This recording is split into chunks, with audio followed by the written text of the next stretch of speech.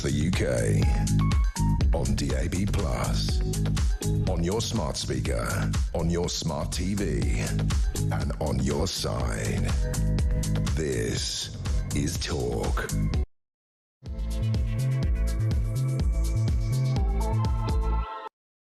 There you are. Good evening and welcome to the Political Asylum right here on Talk. I'm Kevin O'Sullivan and I'll be your host for 3 hours of news, views and topical debate. Get on the show, get on the phone and call me on 0344 499 1000, or you can WhatsApp voice note me on the same number and I promise to play your message out.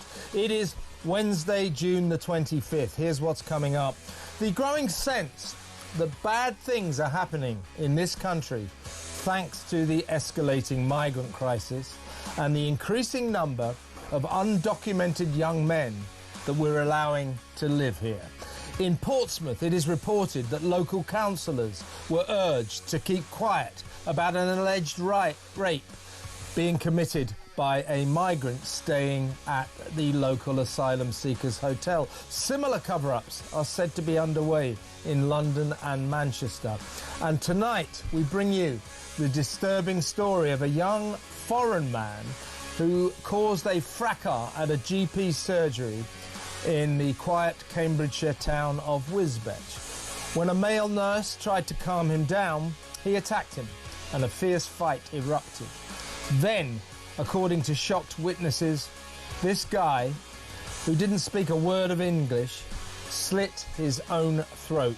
He is currently still in hospital. This has been reported merely as a major incident in which a man sustained serious injuries. A man. No mention of the type of man. Is this another case of the authorities not wanting local communities to know the truth about what is going on amid Britain's migrant problem? 0344 499 1000. We'll bring you that full story in just a few minutes. In other news, is Two-Tier Keir careering towards his political apocalypse? The palpably incompetent Prime Minister's problems are mounting up. The small boat crisis is out of control. And he faces a massive rebellion of his own MPs at next week's benefits cut votes.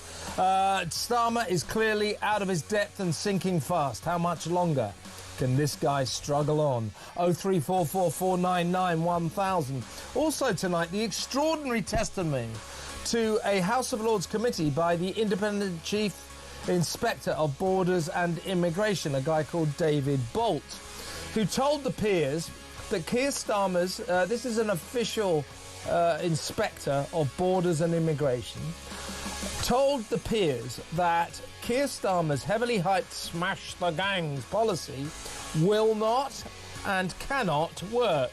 And he declared that Rachel Reeves has no chance of clearing out the hotels by 2029, even though she said they would all be cleared out within 4 years. She said that in her spending review statement last week. There you have it. The hopelessness of Labour's approach to our problem, our massive migrant problem, laid bare. What are we going to do, folks?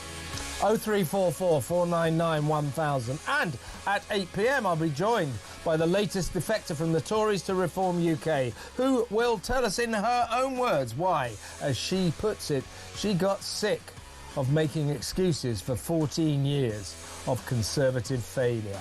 Then I'll talk to the tattooed man with so much face ink they wouldn't let him into Dubai. What is life like when you're literally covered? He's got a kind of a lizard-like pattern on his face. Nice guy, but he doesn't look normal. We'll find out what life's like for him and find out what he thinks about his family holiday being wrecked when he turned up in Dubai and wasn't allowed in because of his tattoos. 3,000 quid down the drain. And also tonight, a woman who witnessed that vile paedophile wedding at the Paris Disneyland. She will tell of her shock when she realised that, to her horror, what was unfolding before her very eyes. A 9-year-old girl being forced into a twisted ceremony by a British child sex abuser who's now under arrest in France. Terrible, terrible scenes. 0344 499 1000. Plus, I'll try to find out why the hell anyone ever goes to that overcrowded hellhole of a pop washout Glastonbury. And finally find out why BBC journalists have been ordered to start covering stories that some may find unpalatable and offensive. I think what we're talking about there is stories that BBC journalists find unpalatable and offensive. What is going wrong at the state broadcaster? Why can't they do journalism properly anymore? 0344 499 1000. All that and so much more. So don't go anywhere. Stick with me right here, right now on Talk, the home of free speech and common sense. Let's spend Wednesday night together. And we're going to start the show in an unusual way, but this is an important story. First of all, let's greet my regular Wednesday night guest for the first hour. She'll be here. That is Talk's excellent international editor, Isabel Oakeshott. Welcome, Isabel. Good evening. I can't wait to see the tattooed man who was not allowed into Dubai. He's a lovely guy, but he doesn't look normal, I'll tell you that. Yeah, I mean, they have quite high standards here, is what I would say. I'll tell you what ticked him off was that he's been there, like, he loves it. He goes there with his family, he absolutely loves it. He's been there twice before. Only this time they didn't let him in and he wasted 3,000 quid on his holidays. So I'm going to talk to him not only about that, but also what life is like if you're totally covered in face ink. So that's coming up later. But also now we're going to be joined by a journalist and a former Reform candidate for the Cambridgeshire and Peterborough mayoralship, Ryan Coogan. Ryan, welcome. Lovely to be here. Okay, right. This is a difficult story to cover. Now, what I'm going to do, let's talk about it first. So last Friday, something very bad happened at the Clarkson's GP surgery in Wisbech, a lovely town in Cambridgeshire, where you don't expect this sort of thing to happen. Now, we'll go into the details of the story in just a little while. But first, I think what I should do is read the police statement from the Cambridgeshire Constabulary spokesman, because although, let's be fair, the police have been pretty cooperative and pretty helpful on this, but there are gaps in this story, important gaps.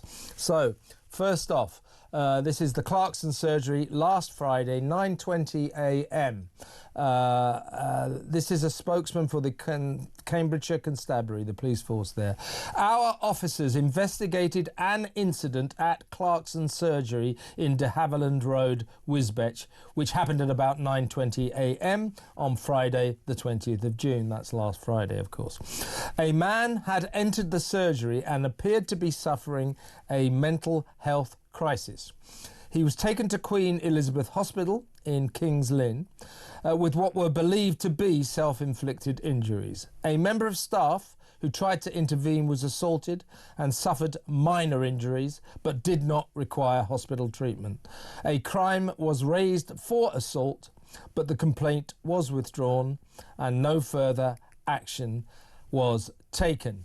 Okay, so that is a pretty good statement from the police, but first of all, it leaves out the really crucial central issue, the central point, that this guy, who apparently turned up, he's in his 20s, we think, young man, he turned up apparently with his parents, but none of them, particularly him, spoke a word of English. Now, Ryan, you have connections to a woman who witnessed this and also someone who was involved in getting this guy to the hospital. Let's not go into details as to who you have spoken to, but tell us, Ryan, what you were told, what you've been told by these witnesses. Well, the whole purpose of them getting in touch really was that local people were angered that actually the story wasn't being told correctly. And I'm finding that too often at the moment, you know, and you sort of referred to Wisbech as being a sleepy village or a sleepy town in Cambridgeshire. Quiet, and I think I said.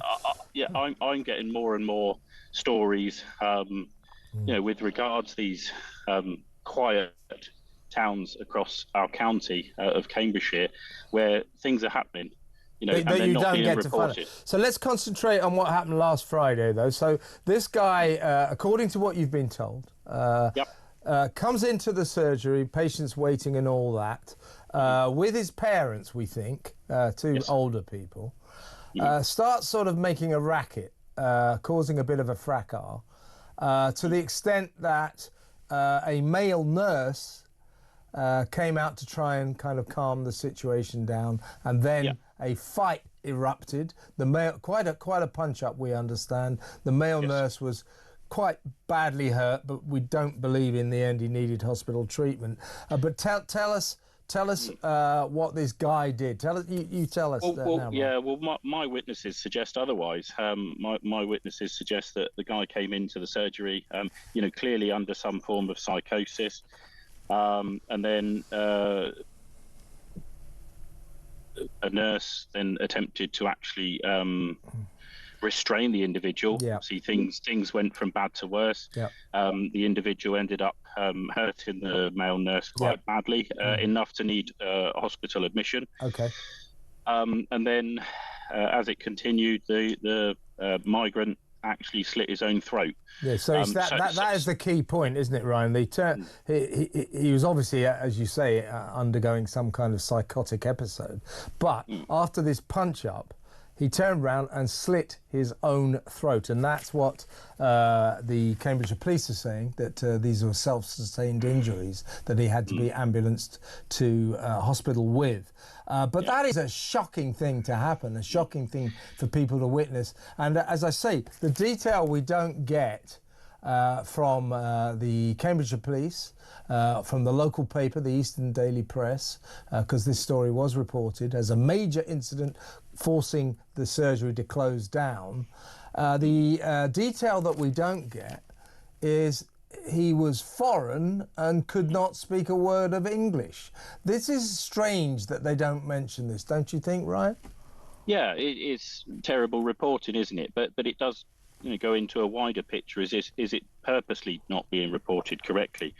The guy couldn't speak a word of English, nor could his parents, and he was undocumented. The parents were documented, but the actual migrant that ended up slitting his throat was not documented, and that goes further to why was he in the country, and not a good journalist actually investigating this would have gone into the various reasons why, but for whatever reason they didn't. For me it could have been any reason, but one that springs to mind is obviously I understand he's a Bulgarian national. Obviously mental health facilities in Bulgaria are not particularly strong. I think the report came out earlier in June regarding how terrible they are. So was this health tourism? Was this a form of health tourism? And these are the kind of things that really need explaining. When a story like this actually comes out and you hear the facts, years ago journalists would have really gone into it and actually given as much detail as possible about the incident to actually satisfy the public that it's perhaps a one-off occurrence. But I'm also led to believe that this particular migrant was discharged from a mental hospital or a mental unit in Peterborough only very recently. Oh, really?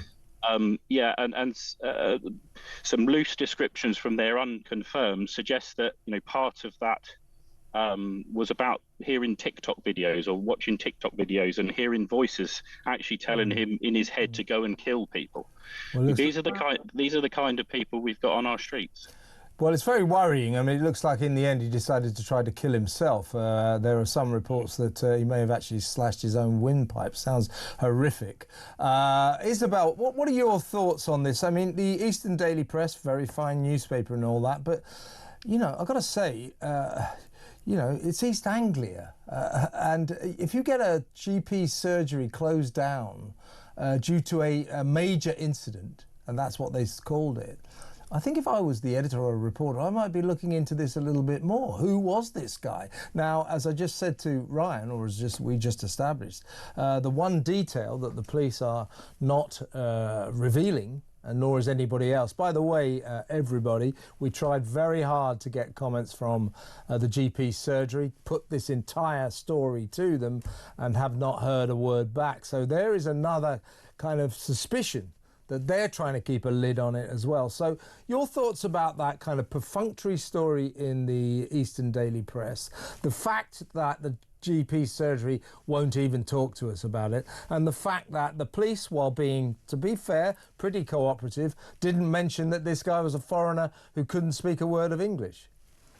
Well, I started out as a local newspaper reporter, and if this had happened on my patch, I would have been beyond committed to getting to the absolute bottom of it, and it would have been all over the front page, which is where it should have been. I don't know what the paper was doing, simply reporting it as a fight, because it was clearly not a fight. You know, it wasn't a case of two people falling out with each other. What happened here was somebody was assaulted. The police have confirmed as much. And so that's point number one. The local paper hasn't done their job. But the much wider point here is that this story raises so many questions, doesn't it? Yeah. But one of them is the absolute imperative now that crime statistics are collated according to immigration status. Yes. I do not think there can be any or reason... ethnicity, just ethnicity as well. We never get to find this out. That isn't enough, because that covers up how long the person has been here, and we need to know what is going on here. We need to know the full extent of criminal behaviour by recent immigrants, and in particular asylum seekers or those granted refugee status.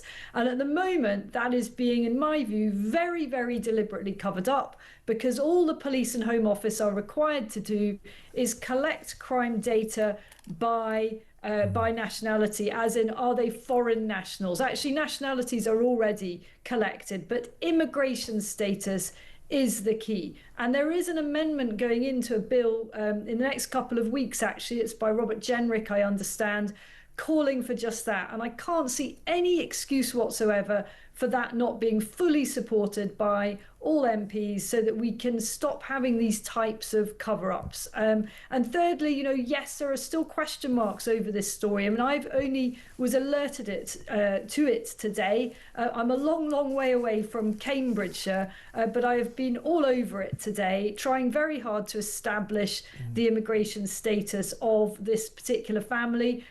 We haven't been able to do so. Nobody particularly wants to tell us. Funny that. Yeah, always the same. So that's a work in progress, but it is very, very relevant if people are pitching up in GP surgeries in the middle of a mental health crisis and they can't speak a word of English and they are violent. And there is this suspicion, highlighted last weekend by the Sun newspaper, good exclusive, that councillors in Portsmouth were told, kind of ordered, not to reveal the truth about a local rape, an alleged local rape, committed by what was described as a local man, right? And the local man, the detail that the councillors were told, we're assured, were told not to tell anyone, keep this under your hat, don't tell anyone, was the fact that, guess what? He was a migrant staying at the local asylum seeker hotel, which is called the Royal Beach Hotel in Southsea. We have been pounding Portsmouth Council since then, so has the Sun, for some kind of response. They're not even saying anything. They won't say anything. It's like a sort of ostrich approach. They've just stuck their head in the sand and they won't say anything. We understand also, as reported by The Sun, there are similar cover-ups of sex crimes going on right now by asylum seekers in London and Manchester. Ryan, what's the sort of asylum seeker presence like in your part of the world? Well, it depends on where you go. If you go up to Peterborough, obviously very prevalent. But the information coming through Serco now is that they're going to be planted in lots of different houses, around the county, and people are writing to me scared. They're offering up, developments that are coming through. They're offering up potential places that they see, and I'm going out to these places and looking at them, and I can totally see why people are scared to have these buildings on their doorstep. And some of these places are, huge volume housing commitments where it doesn't really. There's absolutely no chance of integration into the local society or the local community, and people are vastly worried about what's going on. You've got hotels in Peterborough that I know the MP's trying to close down. There's a place in Littleport, in Wisbech, that are all starting to cause issues in the communities. And like this story, things are just covered up. If anything happens locally, and it's potentially this community, they're covered up, hushed up, not reported. Just like this one. And it's that for me is as sad actually as the incidents themselves, in that journalists don't feel free in our country to actually report on the truth. Or they are prevented from getting to the truth, as we have been in terms of Portsmouth since almost this time last week. Listen, Ryan, really good to talk to you. Before you go, let me just sort of ask a final question to Isabel. I think this is a really, really dangerous ticking time bomb in our midst here. This is a powder keg. What we have here is a situation where hundreds of thousands of young men of military age, sexually active age, have been allowed into this country about whom we know nothing. Now, the sheer volume of these people, the sheer numbers, will of course mean that some of them will commit crimes. Now we're starting to find out that some of them may have committed sexual crimes, rapes. Now, if the authorities' approach to this is going to be don't tell anyone, because if the local communities find out, they will erupt in fury. It could be very incendiary. Keep it a secret from them. If that is their approach to this building problem, then we are going to have a massive explosion. This is dreadful, don't you think? It's completely unsustainable. I think it is, as you say, an absolute powder keg, and with every week more, in their hundreds, if not thousands more are arriving. And here's the other thing that I only just found out this week, that in most of these migrant hotels, they are actually all kicked out during the day. They're not allowed to sit around in the hotel as a matter of policy for health and safety reasons. Well, hang on, Isabel, they're busy. They have to go out delivering food on their Deliveroo bicycles.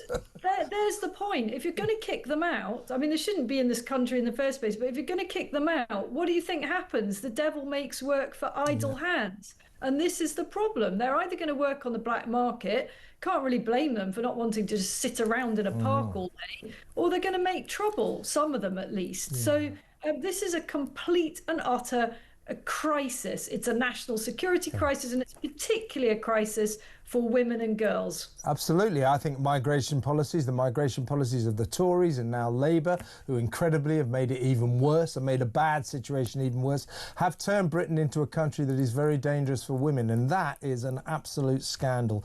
Listen, Ryan, we're going to have to move on now, but really glad you joined us. Very grateful for that, and we're going to keep in touch with you and try and work out exactly what went on in that doctor's surgery. Good to talk, mate. Thank you very much. And Isabel, stay where you are and we'll come back in just a moment.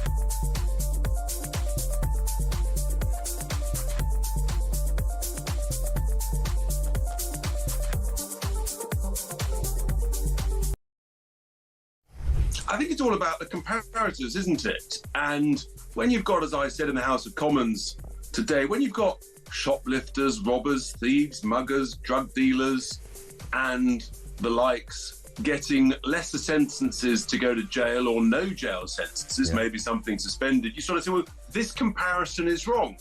And if you had a system where sentences were very, very long, and this was a normal sentence for a hideous, offensive tweet, well, that's in the normal comparisons.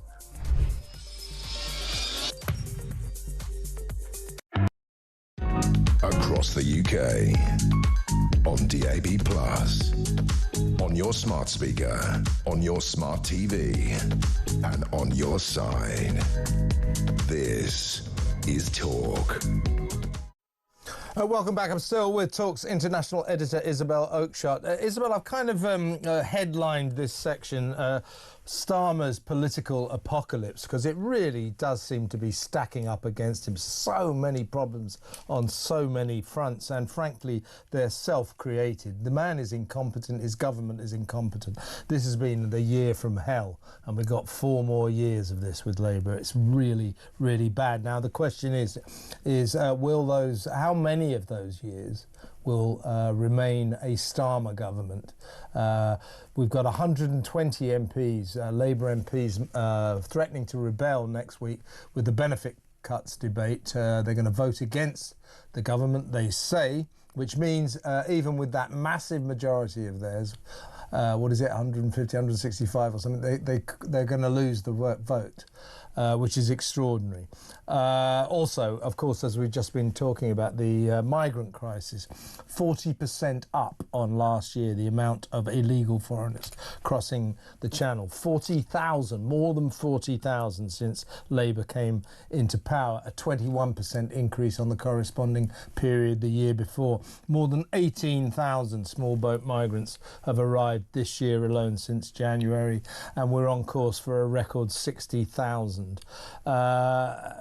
And we've talked about this, the asylum seeker problem, and we're talking also about the fact that we're now discovering, courtesy of The Sun, that these migrants turn up and within hours are employed by Deliveroo or Uber Eats, making £1,000 a week while we pay for their accommodation in the hotels and we pay for their damn food and we give them £50 a week welfare.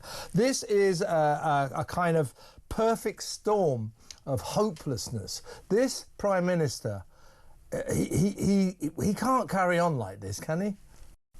Well, this often comes down to the party's rule book, and I mean, all common sense would suggest that Starmer's parliamentary colleagues would want to get rid of him sooner rather than later, because I don't think the man can possibly win the next election. I mean, this isn't recoverable. Once somebody has made a start like this and been this useless and objectionable, and I mean, he really is despised, not just anecdotally, but all the polling will show you that he is absolutely despised. I think he's one of the least popular prime ministers in decades. It's not possible to go from that position there to suddenly being popular and an election winner. I've never seen anything like that happen.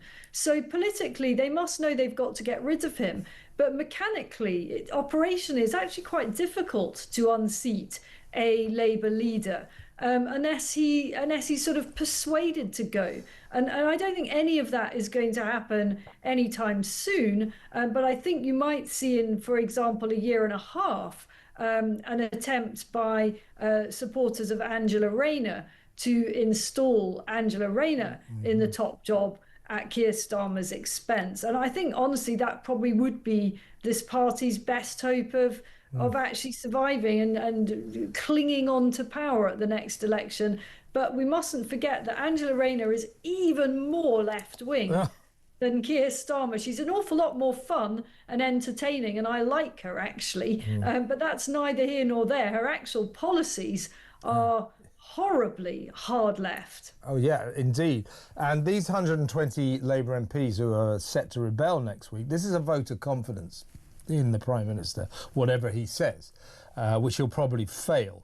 That is of course, if he goes ahead with the vote, he may try and scrap it. He says it's going to go ahead, but I'll believe it when I see it.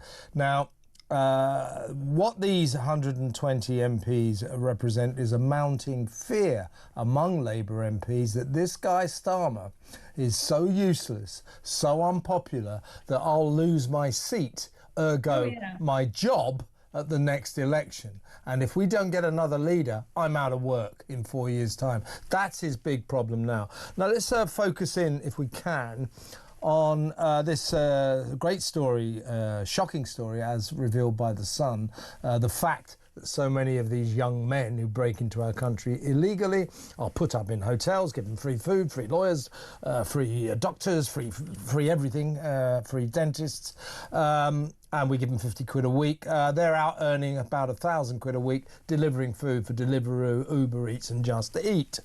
Now, there's a crackdown. The government say, right, they can't do this anymore. Angela Eagle, the immigration minister, the border minister, she's called an urgent meeting with these companies, with these delivery companies, next week. Why can't, you know, she should have ordered them to Parliament. Well, she should have ordered them to Parliament 3 days ago, or Monday, when the story first emerged. Come down now.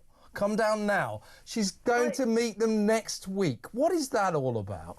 We're just looking, by the way, at a video of Chris Philp going around an asylum seeker hotel. It is surrounded by these electric bikes that they use to deliver food, so evidence of it there. But next week, where is the urgency? It's just completely ridiculous. A strong government with strong leaders would call them in immediately and in the interim just suspend all their operating abilities. I don't know what law you can use to do that, but there will be one. Without a doubt, there will be one, because the companies are knowingly flouting the law. They are knowingly using black market labour. And this is on an industrial scale. Nothing about the Sun expose surprised me, because I've been talking about this for years. But what the Sun did so brilliantly is really, really expose it graphically with the pictures and the videos and so on.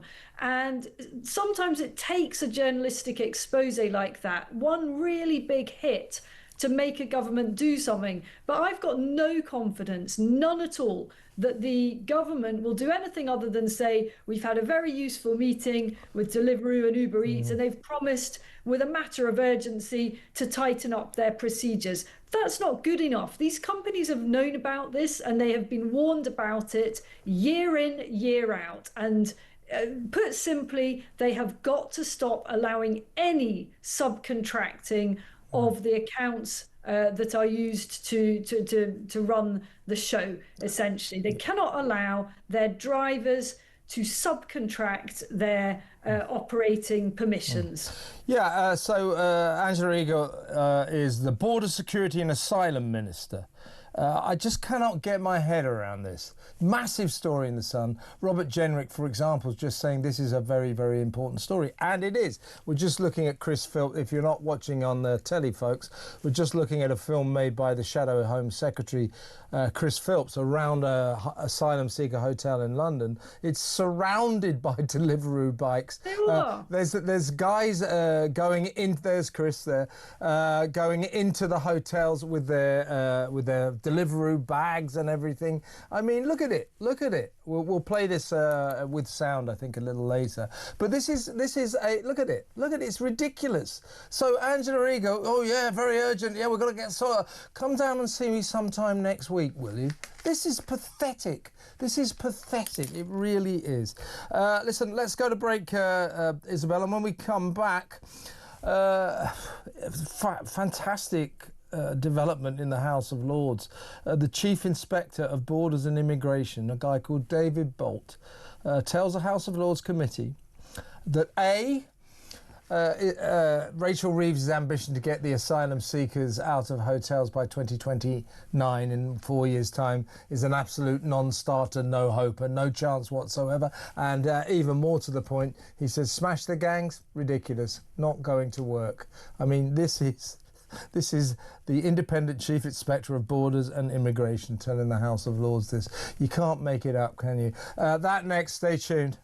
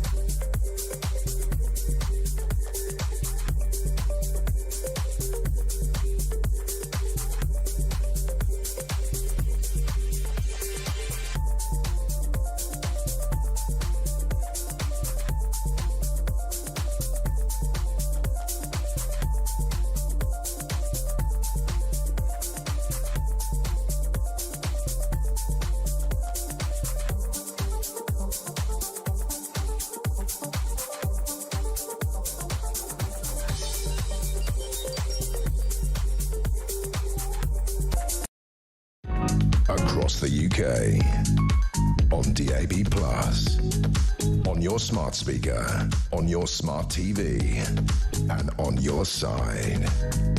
This is Talk. Welcome back. I'm still with Talk's international editor Isabel Oakeshott. We've got some film of this. This is David Bolt, the Chief Inspector of Border, the Independent Chief Inspector of Borders and Immigration, talking to a House of Lords committee this week. Have a look at this.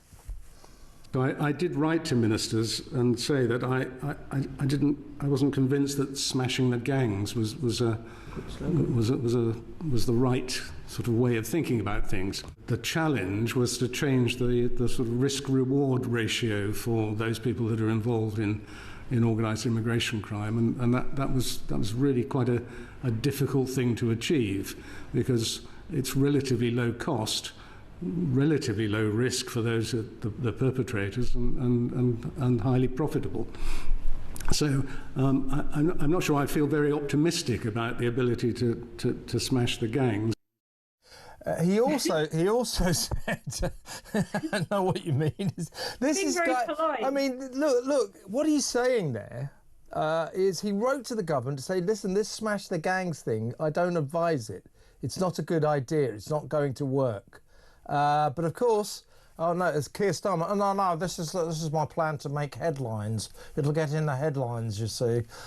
So they completely ignore this guy's advice. Also, he told the Lords in that same session that when Rachel Reeves said in her spending review last week that all the asylum seekers would be cleared out of asylum seeker hotels by 2029, the end of this parliament. Never thought that was a particularly ambitious endeavour, really. I thought they might have tried to do it earlier, but she said 4 years. He said no chance, no way, no hope. And there's two things about this: Bob Hope and no hope. It's not going to happen, because he said that every asylum seeker you try to clear out, the chances are they'll lodge a legal appeal. That will clog the whole process up. So he's saying two things: smash the gangs, he told the government it's not going to work, and clearing out the asylum seeker hotels, you have no chance. This is just getting ridiculous. It's like a parallel universe, the real world, as told by the impressive David Bolt, and Keir Starmer and Rachel Reeves' fantasy world. I mean, what you've got to remember is that people giving evidence in these committees are very, very careful with their language, and they're extremely diplomatic generally. So what he really wants to say is that this policy of smashing the gangs is a total and utter disaster. Let me translate for you what someone of that status and authority saying, I'm really not very optimistic, means. It means There isn't a cat in hell's chance that it's going to work. You It's just can't crap. say it. It's crap. That's what he's basically saying. You can't say that, but that is what he's saying. And why the government needs to be told this by anyone, I don't know. Even worse, that they're not listening. It's obvious. You know, you and I talk about this every week. You can't solve this problem by trying to tackle the providers of the service. You've got to reduce the demand or eliminate the demand for the service being tickets across the channel in dodgy inflatable boats. And we've just got to either incarcerate people immediately on arrival prior to immediate deportation, or you stop the boats coming over in the first place physically, if need be, by turning them back. And those are the only two things that are going to work. So I've got a transcript of what David Bolt told that House of Lords committee, and I'll just read out a paragraph. I'm not sure I feel very optimistic about the ability to smash the gangs. And in any event, it seems to me with organised crime, the best thing you can do is deflect it to something else you're less concerned about rather than expect to eradicate it. And I've always said this, you know, this is the fatal flaw of the Smash the Gang scheme. One of the fatal flaws is, of course, they haven't found any gangs, therefore have been unable to smash any. But the other is, as he's indicating there, you can't eradicate it because there's a demand. The migrants will keep coming, and there will always be gangs. You can smash today's gangs, tomorrow's gang will pick up the slack. That's the way it's going to be. Unless this government comes up with a way to stop the migrants, perhaps turn the boats around in mid-channel, or detain and deport as soon as they arrive. Don't let them stay. You haven't got a passport, therefore you can't claim asylum. 90% of these guys that come across the channel don't have passports. They throw them into the channel. So perhaps we should say no passports, no asylum application, or turn the boats around. Unless this government can devise a way to stop these migrants getting into the country, being accepted into this country, there will always be people smuggling gangs. You've got to stop the migrants, not the gangs. Well, here's the other thing that we've got to stop, and that is the endless appeals. You know, I'm afraid we're going to have to get really brutal with this. I wouldn't allow any appeals at all. You know, whatever it takes to change the law, there will be no appeals. Once you've had your claim considered, then if it goes the wrong way, that's it, you're out. Yeah. And why do I say this? Because these people are tying our system in knots for years. Like literally years. You know, you and I have covered stories where people have brought something like 8 or 9 appeals. That is clearly an absolute farce. Yeah. And it's all at public expense, and it absolutely has to stop. And a strong new government would just take a completely binary view of this. Yeah. We are not having it anymore. We will do whatever it takes. We come out of the ECHR, our country, our rules. You come here illegally, you're out. There's no appeal. That's it. Exactly right. And remember this. So a lot of all the lefties there was going, you've got to remember actually that when they get here and they claim asylum, it might be illegal. They came across on a small boat. That might be illegal. But the moment they claim asylum, that they become legal. No. That is a political decision. It is a political decision to decide that when they claim asylum, you let them stay. It's not a legal decision. They have broken our laws. It's clearly against the law to come across the English Channel in an undocumented boat. It's clearly illegal to arrive here with no passports, with no documents. They've broken our laws. When we decide that because they're claiming asylum, they become legal somehow, that's political. That isn't the law. So what I would say is, if we must let these people stay, we'll say, well, look, you came across on an illegal boat, you've claimed asylum. It's not looking good for you, to be honest with you. But by all means, fight your case. That is, of course, if you can afford a lawyer. Yeah. In other words, stop paying for their bloody lawyers. It is so bizarre. We allow them to break into our country illegally, and then we pay for their lawyers to fight the case for them to stay. Stop that as well. If we told them, pay for your own damn lawyers, you would find there wouldn't be too many appeals, there wouldn't be too many cases at all. I mean, it's just so obvious, isn't it? Yes. And I just can't think of... I'm sure this does happen in Germany and in Sweden and other countries in the EU with absolute immigration disasters as bad or worse as our own. But head out beyond the lefty woke EU, and I'm really struggling to think of a country that I could just break into and then expect to be fully accommodated at taxpayers' expense and have an army of doctors, lawyers and dentists at my disposal. It isn't a thing anywhere else in the world, and nor should it be. It's quite obvious the impact of that is that you're going to get literally tens, if not hundreds of thousands of people trying their luck. Why wouldn't they? It's totally logical to come and have a go at it. Don't forget there's the £6.6 billion the asylum seekers support scheme has ploughed through. That we paid for that in 5 years. That's giving them presents and treat like driving tests and video game consoles, trips to the zoo, trips to the cricket. We give them lots and lots of treats that we pay for. 6.6 billion quid's worth. Trampoline lessons. We discovered recently, this show, we found out that Kent County Council, before reform took over, before they were voted in, spent £25,000 in 1 year on free driving lessons and driving tests for asylum seekers who hadn't even officially been allowed to live here yet, to stay here. So why would they need a driving licence or driving tests? It's just ridiculous. It's absurd, and it should be sorted out.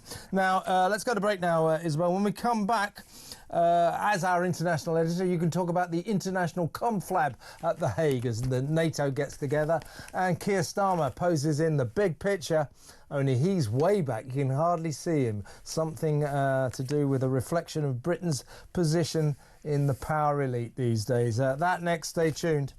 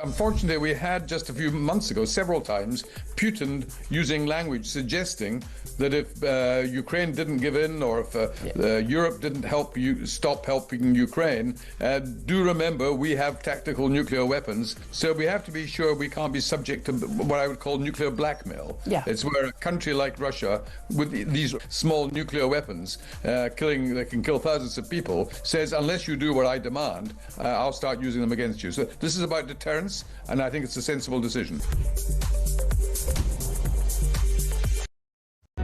Across the UK, on DAB+, on your smart speaker, on your smart TV, and on your side.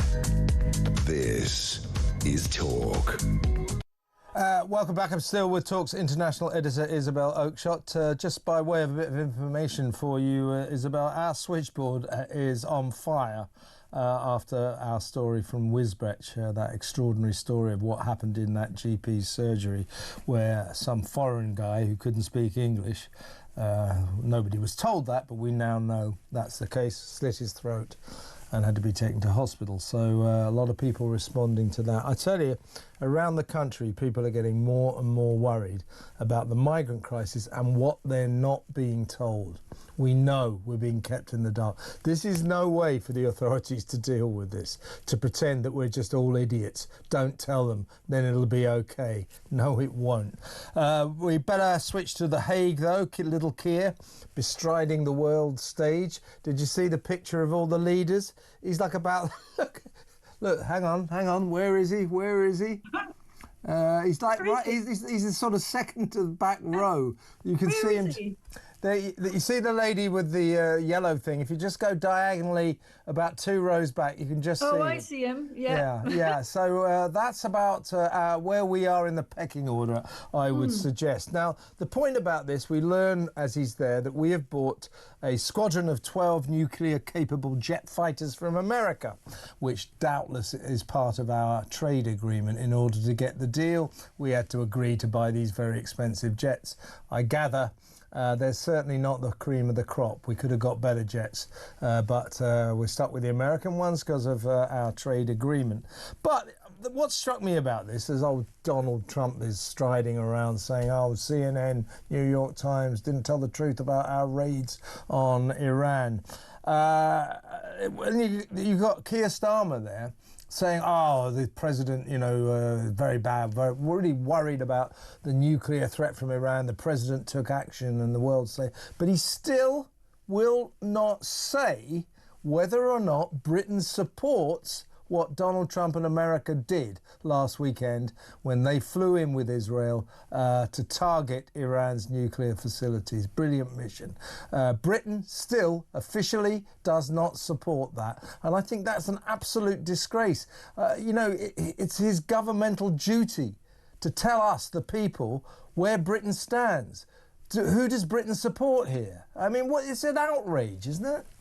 It's so feeble and cowardly, and it is because Labour is worried about losing more of its own voters, who are basically kind of completely ignorant peaceniks and are just angry at the thought of anyone ever taking any kind of decisive action in a situation like this. And he's worried about hemorrhaging that support to the increasingly alarming bunch of radicals are running as independents up and down the country and already took a number of Labour seats at the last election. I mean, what strikes me looking at the picture, apart from our subordination, in the world to somewhere at the back of the lineup of the family photo that you've shown, is just how unhappy Keir Starmer looks. He really has aged, I think, in the last year. And of course, high office does that. Of course, it's a hell of a grueling job physically, but he just looks crushed, don't you think? Yes, I do. And his stance in terms of...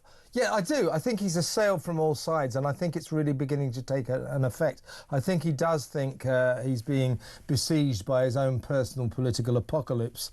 And the fact that he can't say, we support America, we support Donald Trump in what he did with Iran, displays the most extraordinary moral cowardice. I mean, yes, you know what he's talking about. He's talking about the peaceniks in the Labour Party, doesn't want to offend them. He's also, of course, talking about that factor which basically dictates so much of British foreign policy. That is the 1.5 million Muslim votes he's going to rely on at the next election. By siding with America against Muslim Iran, he fears he will alienate the British Muslim vote. That is what's dictating our foreign policy. That's why we've been alienated by America, by Israel, where our Prime Minister, the Prime Minister of this country, clearly last weekend didn't have the faintest clue what was going on. He was cut out of the circle of intelligence, and that is worrying and humiliating for this once great country. And it's not going to change. You know, the Labour lot are terrified of what's happening in the polls, and their answer to this is not to address the fundamental reason, which in my view and according to most of the research is to do with immigration and particularly the small boats. It's to keep sort of bending the knee to those on the hard left on whose votes they are dependent. It's not going to rescue them. It really is not going to rescue them. You know, unless they deal with this immigration crisis that is engulfing our country, then they're going to lose the next election. They certainly are. A quick word about Donald Trump. He arrived at the summit in The Hague furious because CNN and the New York Times has reported that the nuclear raid on Iran hadn't really inflicted too much damage. Only a couple of months back worth, has set Iran back a couple of months. Subsequent to that, of course, he was shouting fake news, fake news, fake news. Subsequent to that, to be fair, Iran did concede that considerable damage has been done. Now, we've seen the pictures. As Caroline Levitt said, the White House press secretary, when you drop 14 30,000-ton bombs on precise targets, it will tend to do quite a lot of damage. Yeah. I think Trump is right. I think the White House is right. I think they did do tremendous damage, but it's very telling that the two outlets, the two media outlets that said no, didn't do any damage at all, were, of course, the left-wing New York Times and the left-wing CNN. Well, what do they actually want? You know, do they want more damage to be done, which means more war, or are they actually gleeful that no damage in their mind or minimal damage has been done, which means that Iran still has the capability of producing a nuclear weapon? It just seems to me that these outlets just want to be negative at any cost. I think the far more important story actually out of today was the commitment of the NATO member states to pay 5% of GDP. I mean, I don't think it's going to happen, by the way, no chance. I mean, that is a very, very substantial hike, but it certainly represents a dramatic increase in the existing situation, and just cast back to Trump's last administration, where people were saying, oh, well, Trump's actually going to just destroy NATO. He's going to dismantle NATO. Yeah. There was real suggestion that he might do that. How the world has changed in pretty short periods of time. Absolutely. Where he's now saying this is vital, folks. Yeah, and Zelensky, though, pouring scorn on Britain's commitment. Starmer saying, yes, well, 5% by 2035. Well, you won't be around then, mate. And Zelensky saying that's way too slow. You need to do it by 2030. So all up in the air. Excellent work. Thank you so much. Wonderful to talk to you, Isabel. And thank you very much for the Wisbech story. We will talk again next week. Isabel Oakeshott there, Talk's fabulous international editor. When we come back, the latest reform or Tory defector to reform. Stand by for that.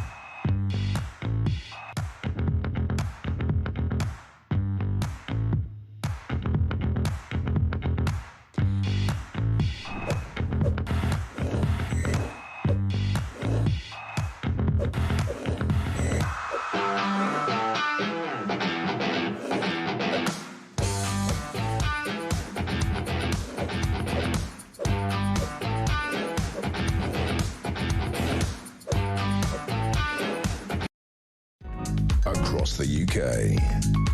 On DAB+, on your smart speaker, on your smart TV, and on your side. This is Talk.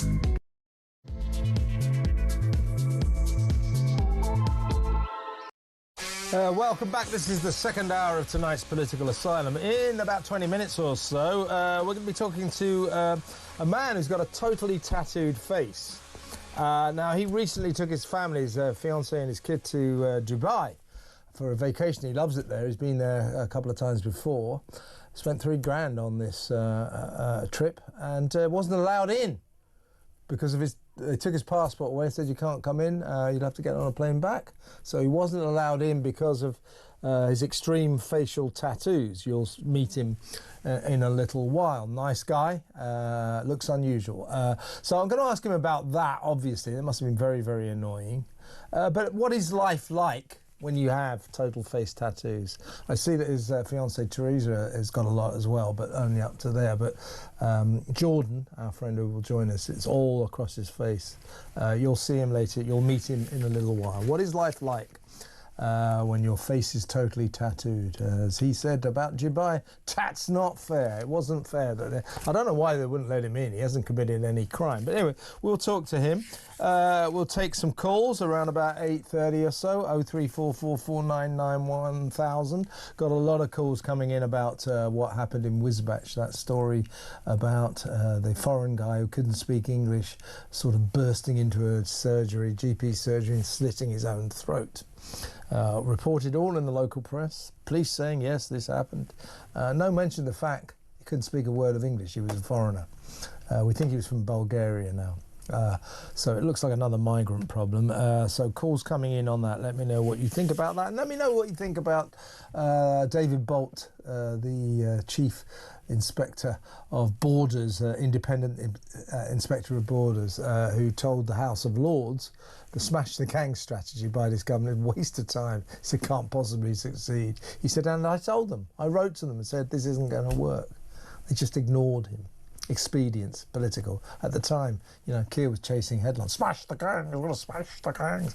Makes headlines, you see. Good three-word phrase.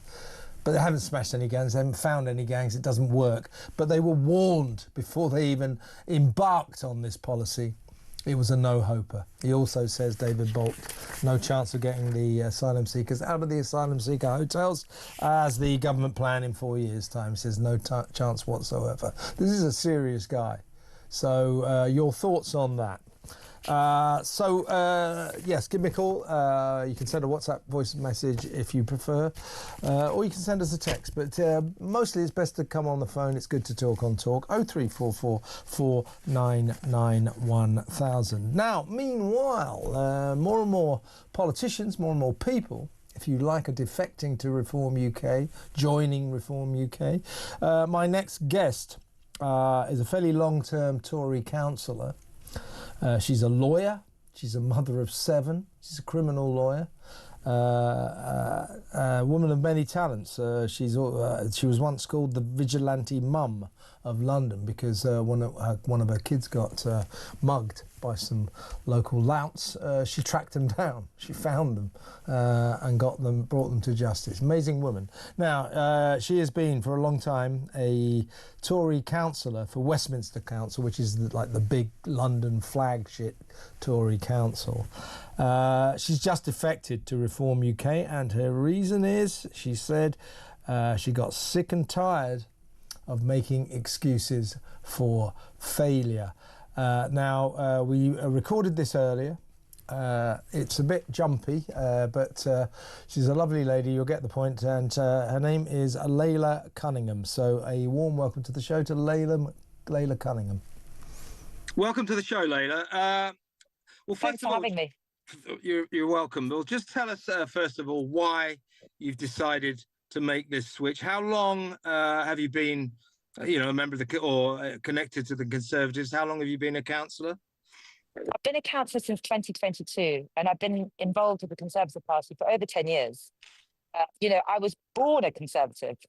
My parents made their fortune, a small fortune, but, they set up a successful business, bought a home, all under Margaret Thatcher's government. So We were very grateful to the Conservatives. And one of the reasons I stayed on was I harped for that era of Thatcherism, Conservatism, but it's not that anymore.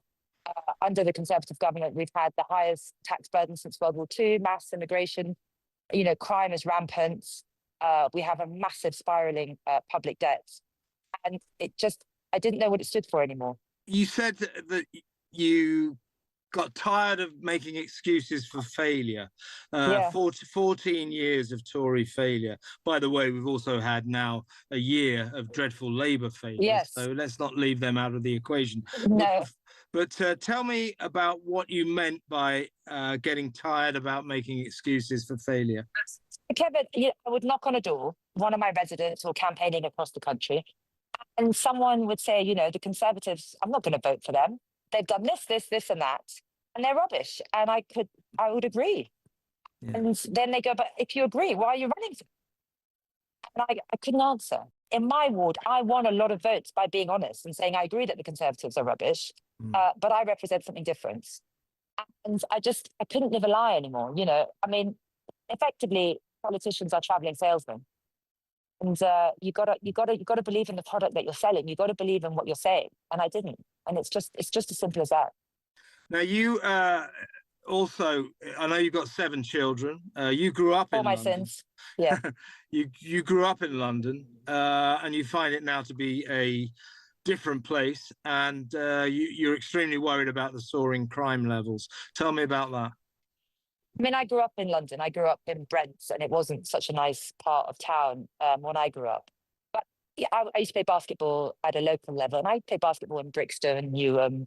In those days, those were quite rough parts of town, but there was never that worry for my parents that I'd get mugged or stabbed. Or now I have teenage boys, and I worry about them all the time. They were mugged many times. And in fact, the police told me that they didn't have enough public police resources to allocate to investigating them.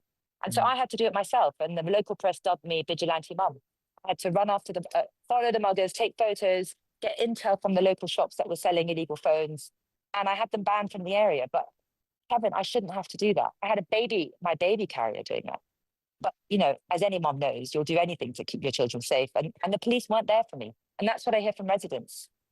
And did you catch these people when you were the vigilante mum? Yeah, of course. So I followed them. So they wear very, youth these days like to wear very distinctive trainers.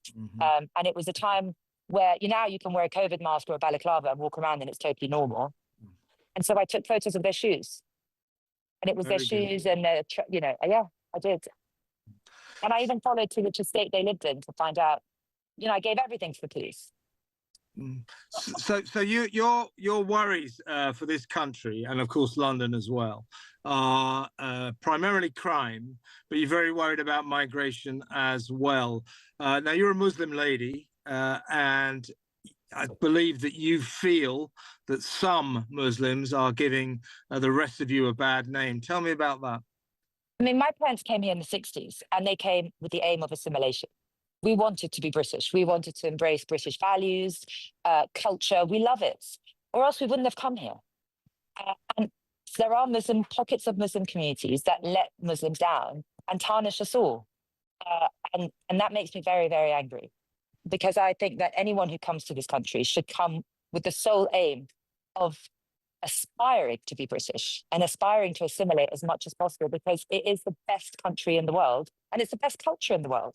And if you don't recognise that, then you have no space being here. Well said, well said. And in terms of the burqa, obviously the discussion right now, as proposed in Parliament by your now fellow party colleague Sarah Poshin, who called for the banning of the burqa. Your stance is that you're against face coverings, which I think is slightly different. So I'm very happy that Sarah got the discussion going, because since COVID, crime has become really brazen, because people can youth and criminals just walk around with face coverings, the COVID mask, believe it or not, or balaclavas, and they can commit crimes very easily. In the olden days, if before COVID, if you walked into a supermarket with a balaclava and a plastic bag, that was reason for stop and search, right? And now it's not. And I believe that any face covering could be valid and legal cause for stop and search by the police. And in terms of government buildings, courtrooms, I don't think the burqa should be allowed. If you go to Saudi Arabia, you cannot wear it in government buildings because they had real issues with different people sitting exams and tests. And it's madness that we don't implement that here. I tell you what's important, Layla, is this, that Sarah Poshin, when she said that in the House of Commons a couple of weeks ago, she came onto my show that night, actually. But when she said, what do you think about maybe banning the burqa? Well, Keir Starmer just ran away and avoided the question. He said, I'm not going to follow you down that line.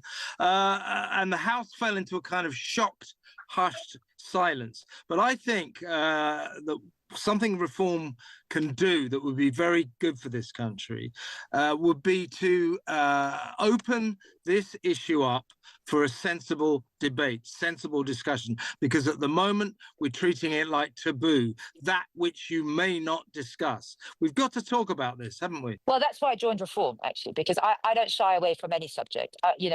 I'm here to do the right thing, and face coverings definitely need a great discussion, and a tribute to Sarah for opening up the discussion. No one was talking about it before. I don't think people should hide under any kind of cloak of disguise. I think we should be able to recognize people. But also, it's the same with the grooming gangs. It was taboo to mention their ethnicity or what country they were from. And look what trouble they had. That we should be able to have a healthy debate about any subjects. Indeed. Now, let me ask a couple of questions about both the Tories and indeed Labour. Your feelings about Tory migration policies for 14 years. I think they left this country in pretty bad shape in terms of the number of people coming in that we don't know anything about. Also, I want to get your views on the Tories' approach to net zero. My point being, I think the problem with the Tories is that they're little more than Labour light. So while Labour say, oh, we're going to let everybody in, the Tories basically said we're going to let nearly everybody in, while Labour say we're going to go absolutely crazy about net zero. The Tories say, well, we still want net zero, but maybe not as stringently as Labour. We need to make a kind of break from all of that. Is that what attracted you to Reform UK? Yes, when there was the energy crisis, I looked at my bill and I almost got a heart attack. I spoke to a friend in France who was paying half of what I was paying.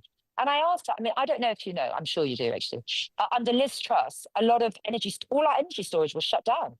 And that contributed to our massive energy costs. They actually thought that we wouldn't need energy storage.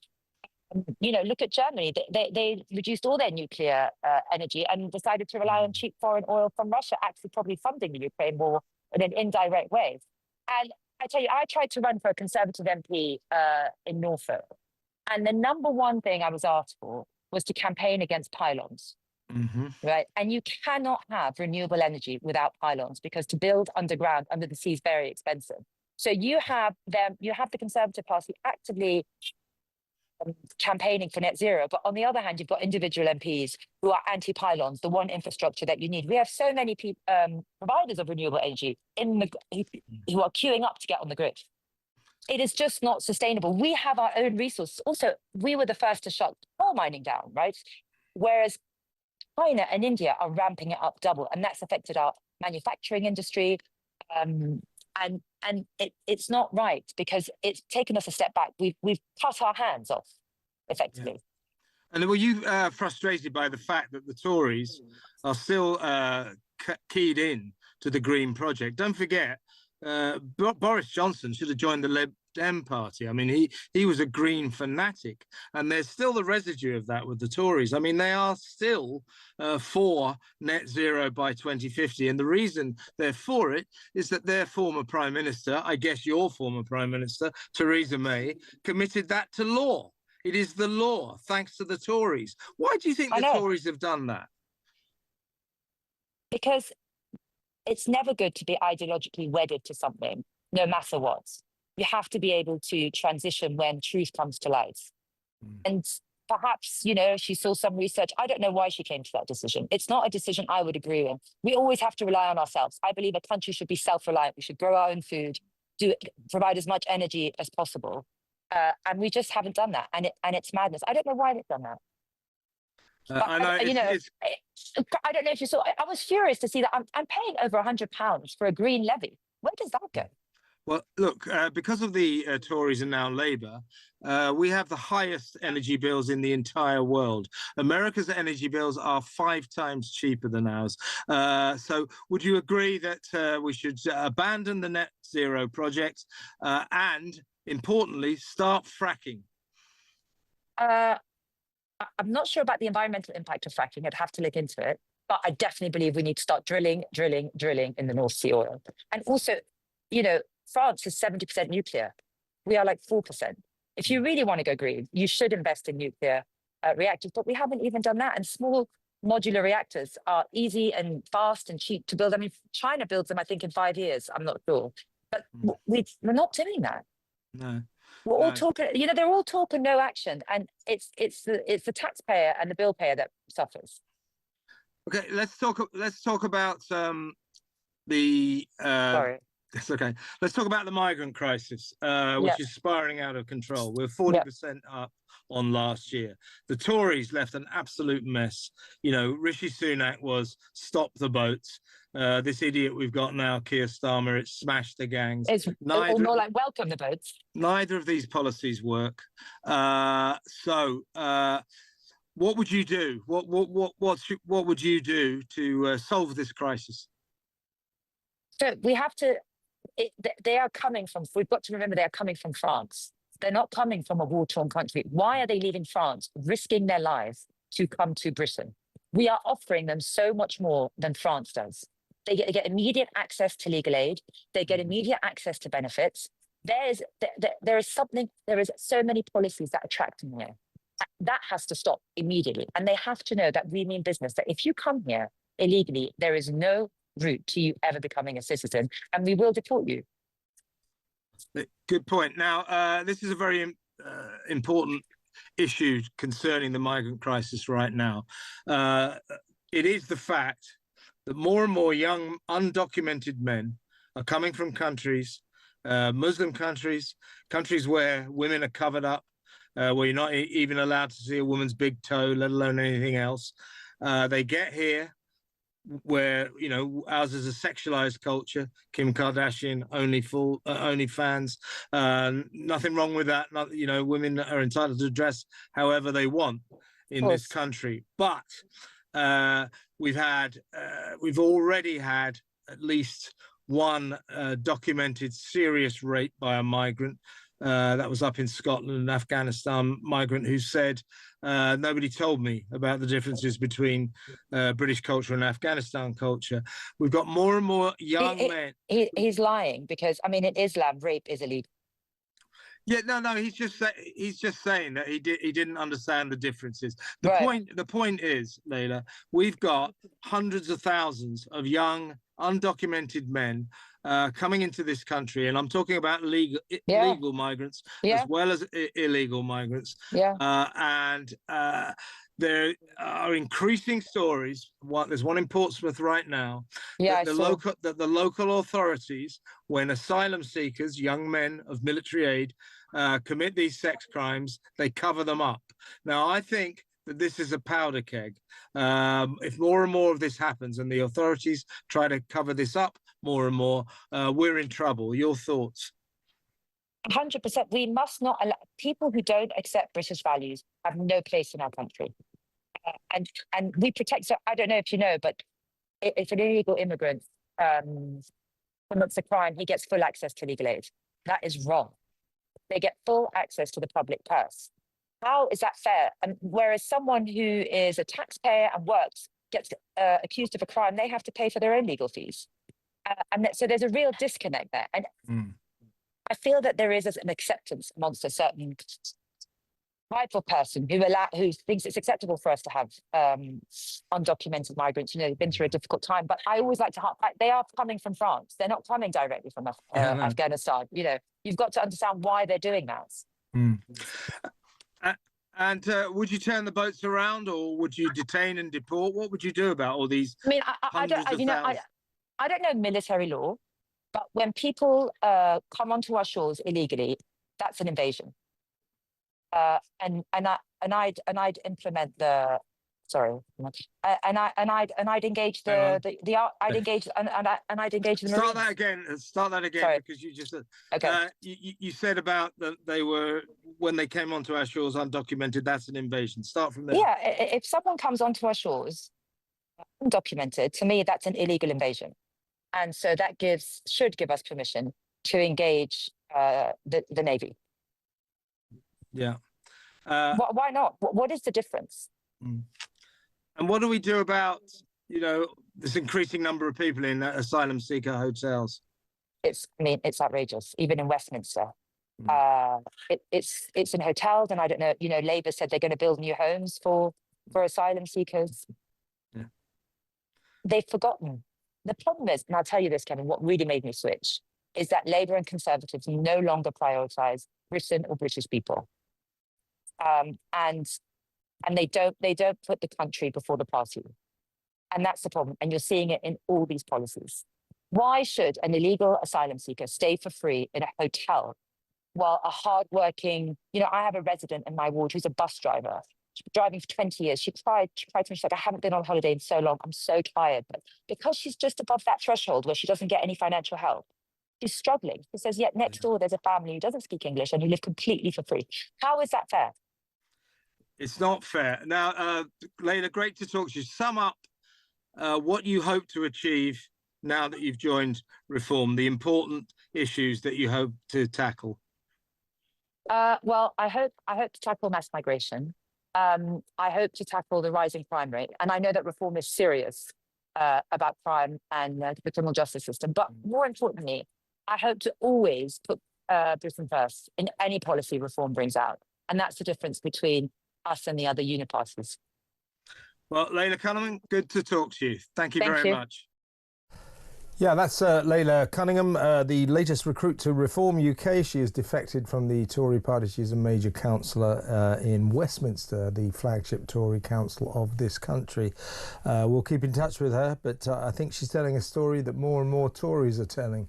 They're sick of defending failure. They're sick of defending the 14 years of disaster as the Tories let this country go to rack and ruin, as the Tories completely ballsed up the migrant crisis. I mean, it's their fault what we're going through now. Labour have made it even worse. That took some doing that, but it's the Tories' fault. That's why they're losing fine people like Layla Cunningham. Let's go to break now. When we come back, we're going to talk to a guy who wasn't allowed into Dubai because he had too many tattoos on his face. That next. Stay tuned.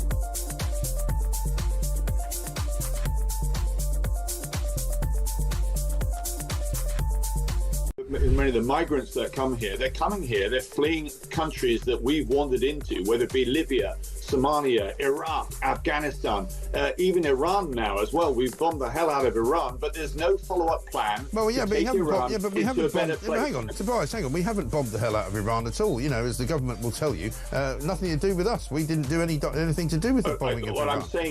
What I'm saying is from a Western perspective, then that's what's happened. Yeah, but they're not fleeing. They're not fleeing Iran because we bombed it. Is my point.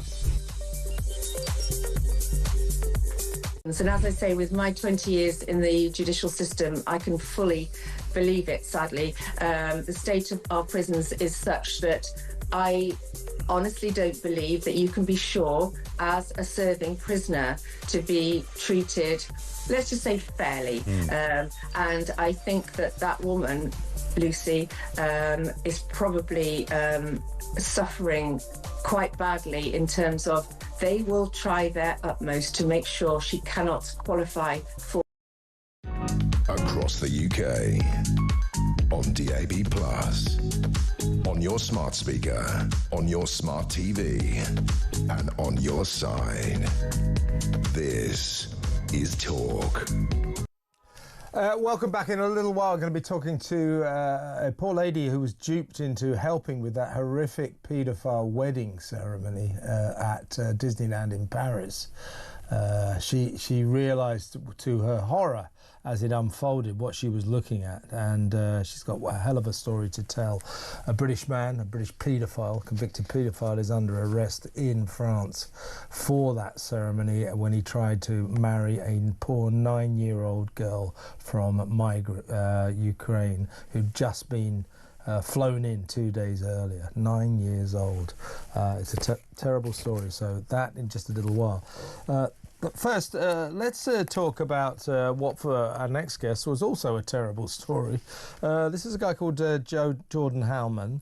He's a plasterer from Crewe, and he loves to go to Dubai, and he took his family, his wife, his partner and his kid, his fiancée and his kid, to Dubai, and he wasn't allowed in. 3,000 quid he'd spent, and he wasn't allowed in because he got face tattoos.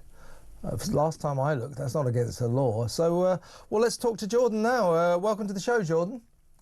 Hi, yeah, how you okay? Yeah, I'm all right. Well, what a terrible thing to happen for you. I know. It's well, just run us through what. So it was Wednesday, right? Last Wednesday. Yeah, Wednesday. Yeah, I landed at like.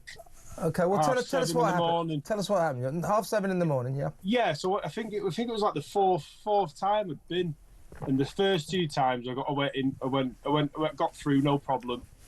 The third time I went, I went through passport, scanned my passport on the computer, and then one of the airport staff had called me to one side, and he took me. He said I had to follow me, so I had to follow him to this desk. They did a few checks or whatever they did, and then they handed me my passport, and off I went on my holiday. So. Yeah. We were joking about it on the plane, like, oh, imagine if they pulled me back in again, and with the family, and just joking. And yeah. Anyway, I did it again, scanned my passport, got through, and then one of the staff members walked over again, and I went, oh, here we go again. Yeah. I won't be long. I'll just do a quick check, and I'll catch up with you. Yeah. Anyway, they took me, and I was sat for like 3-4 hours. Right. And I was like getting a bit, like what's going on now? Like, yeah, and then I went up to the desk. I must have gone up to the desk 5-6 times, asking like, "Come on, it's I've been waiting hours. What is going on?" And I had a little idea. I said, "Is it my face tattoos? Is it my face?" And he went, "Yes, it's your face. We're just doing a check, and we'll just sit back down, and we'll be with you." And another 2 hours went by, and I was like, "Oh, I'm pulling my hair out." And my partner's panicking because we have the transport. Teresa, right? Yeah, Teresa. And your kids there as well. So where were they at this? Where were they were like they were stood waiting for half an hour. Okay. And then like obviously they couldn't get so they've obviously the suitcases were going to be coming through. Right. So they've obviously gone right. We're just gonna have to grab the suitcases. So they've gone and grabbed the suitcases. Yeah. And then she finally got Wi-Fi off the airport and texted me because I've been trying to text her saying, "Look, I'm still waiting." And she's like, "We're gonna miss the transport to get to the hotel." So I was like, "Well, I'll tell you what, I'll just get my own taxi and make my way there. It can't be much longer." Yeah. And then another hour went by, so I went back to the desk. I was like, "Please, can you tell me what is going on?" oh yeah, sorry, you're going upstairs with this woman, and there was a woman waiting on the other side of the counter. So I was like, why am I going upstairs this time? This has not happened last time. So anyway, we went upstairs to immigration, like the immigration office, and I must have been sat there for 2 hours, and I was like, again, like pulling my hair out, like, what is going on? So I went to the desk, and he was like, oh, I'm sorry, I've been so busy. Yeah, the immigration officer, you refused entry. You can't come in Dubai. And I was like, froze a bit, like. Three grand this holiday cost you. Yeah, so that's on my behalf. So Teresa and your kid are in the hotel by now. Yeah. Yeah, exactly. Yeah, Teresa put a little cold beer next to my sun lounger and put my towel waiting for me. And I was like, I froze, and I was like, are you joking? Like, this can't be right. You can't be allowed to do that. No, this is no joke. You need to leave Dubai immediately. Because of your face tattoos. That was the reason. It's just a pattern. It's. I could be a tattooist for all you know. That's what most tattooists look like me. Do you know? Yeah. Jordan? Did they explain to you exactly what it is that they objected to? They just said your face, off you go. I have to ask. I said, is it my face? Yes, it's your face. And that was it. And then I was like, you went, but don't worry, because it's not too bad. They've not put down. You're not barred from the country. So I was like, what? So and you went, but if you want my advice, you remove your tattoo and you can come back. But it's like it's on me for life. I can't. It's not as easy as that. So you had to then get on a plane, come back. Yeah. What about Teresa and your kid? Well, they're crying and upset, don't know what's going on. And Teresa jumped in a taxi to see if she could sort anything out. But it was about a 45-minute drive from the hotel back to the airport. Right. They wouldn't let her come near me. They would not let me see her. They wouldn't let me leave the immigration area. I had to stay there until I had my flight booked, ready for me to go home. So did you go home? Did you leave them there then? Were they?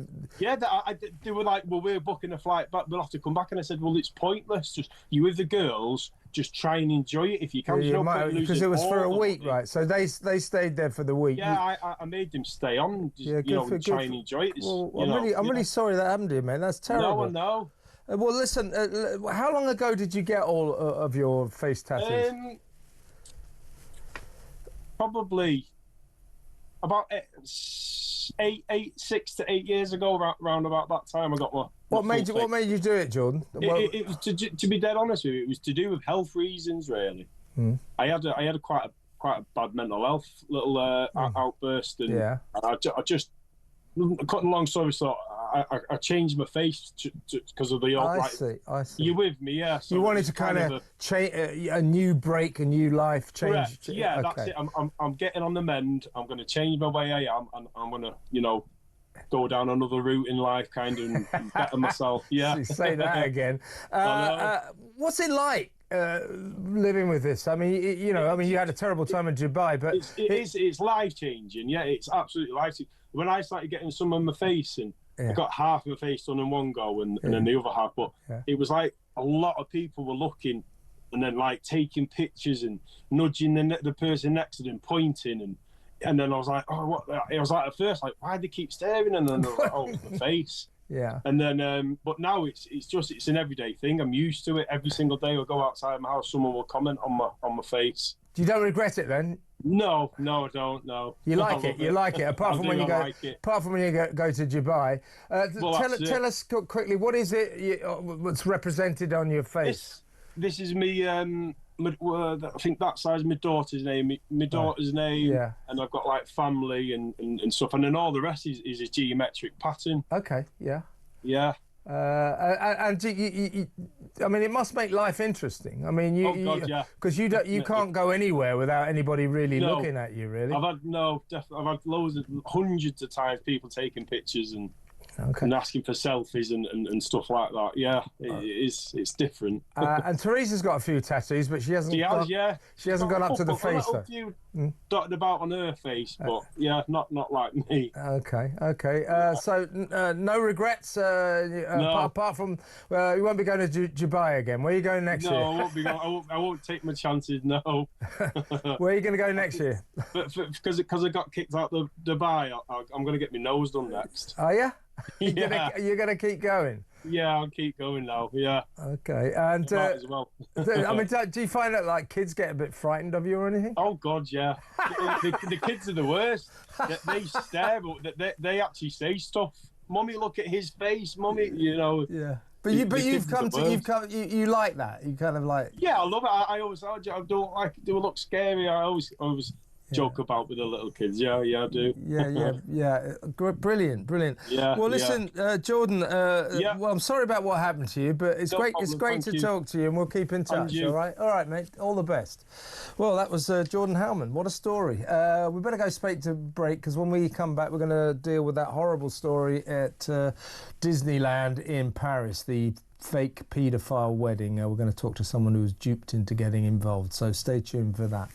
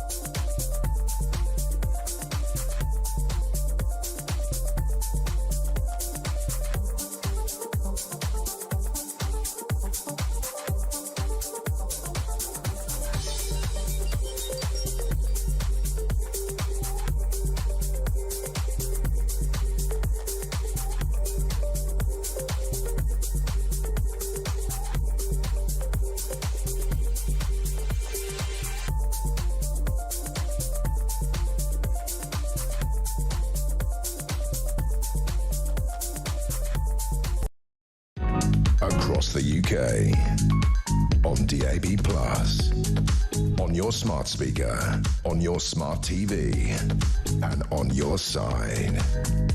This is Talk. Welcome back. Right, I'm going to level with you now. We were about to interview a poor lady, a Canadian lady, who was duped into helping this appalling paedophile wedding at Disneyland in Paris. To be fair to Disneyland, they were duped. Everyone was duped by a dreadful person by the name of Jackie Jarge. He is a British paedophile who served a prison sentence some years ago for offences against two 15-year-old kids. Now, what he arranged at the cost of a roundabout, they think, as much as £110,000 was he hired guests, he hired the bride, a 9-year-old girl who was flown in from Ukraine, he hired best man, father, all this. He hired the whole thing. The lady we were going to speak to was hired as the casting director. She had no idea. That this was a paedophile wedding. She thought it was this bloke Jarge, convicted paedophile. He conned everyone into believing it was a real proper wedding. Now the guy that he hired as his father smelt a rat, and he reported it to the police. So Jackie Jarge, thank Christ, has been arrested by the French police and remains in custody. And the lady that we were going to talk to is called Amande Cross, and she's so traumatised by what's happened that she was all due to come on, but she's just got in touch with us. And in the manner of these things, she's just said, "I'm sorry, I'm just too upset to talk." You can understand it. A lot of people really, really upset. This is an extraordinary thing. Apparently, he hired as many as 100 guests. You can see the pictures. There's all chairs there. It's just in front of is it Aladdin's castle? No, the Cinderella's castle. One of those castles that they've got. So it's all very, very pretty and everything. It was all set to go ahead, but now this guy Jackie Jarge has appeared in front of a judge in Meaux near Paris, and he's been charged with fraud, breach of trust, money laundering and identity theft, and he's placed in pre-trial detention. So he is under arrest and facing some serious offences. Now this poor little girl, the 9-year-old, apparently shipped in from Ukraine 2 days earlier. So there's clearly other people involved in this horrible, horrible event. Now, in the absence of Amanda, who I absolutely sympathise with, poor thing, she's a proper wedding organiser. She didn't know, and she's too distraught to talk. So I want to thank Marilyn Hawes, who's a long-time campaigner against child sex abuse, for stepping in at the 11th hour. Is Marilyn there? Is she ready to come on? She's about to come on in just a second. So we'll talk to Marilyn about this, but I don't know if you've seen the stories. It's a horrible, horrible story. So Marilyn's ready now. So a warm welcome to Marilyn Hawes. Marilyn, thanks for stepping in at such late. Stepping in. That was 15 seconds. Yeah, I know. Well, this poor lady, Amanda Cross, she was duped into being like the wedding organizer, and it looks to me as if quite a few people thought this was a real wedding. This guy Jackie Jarge has conned everyone. He's a well-known con man as well as a paedophile.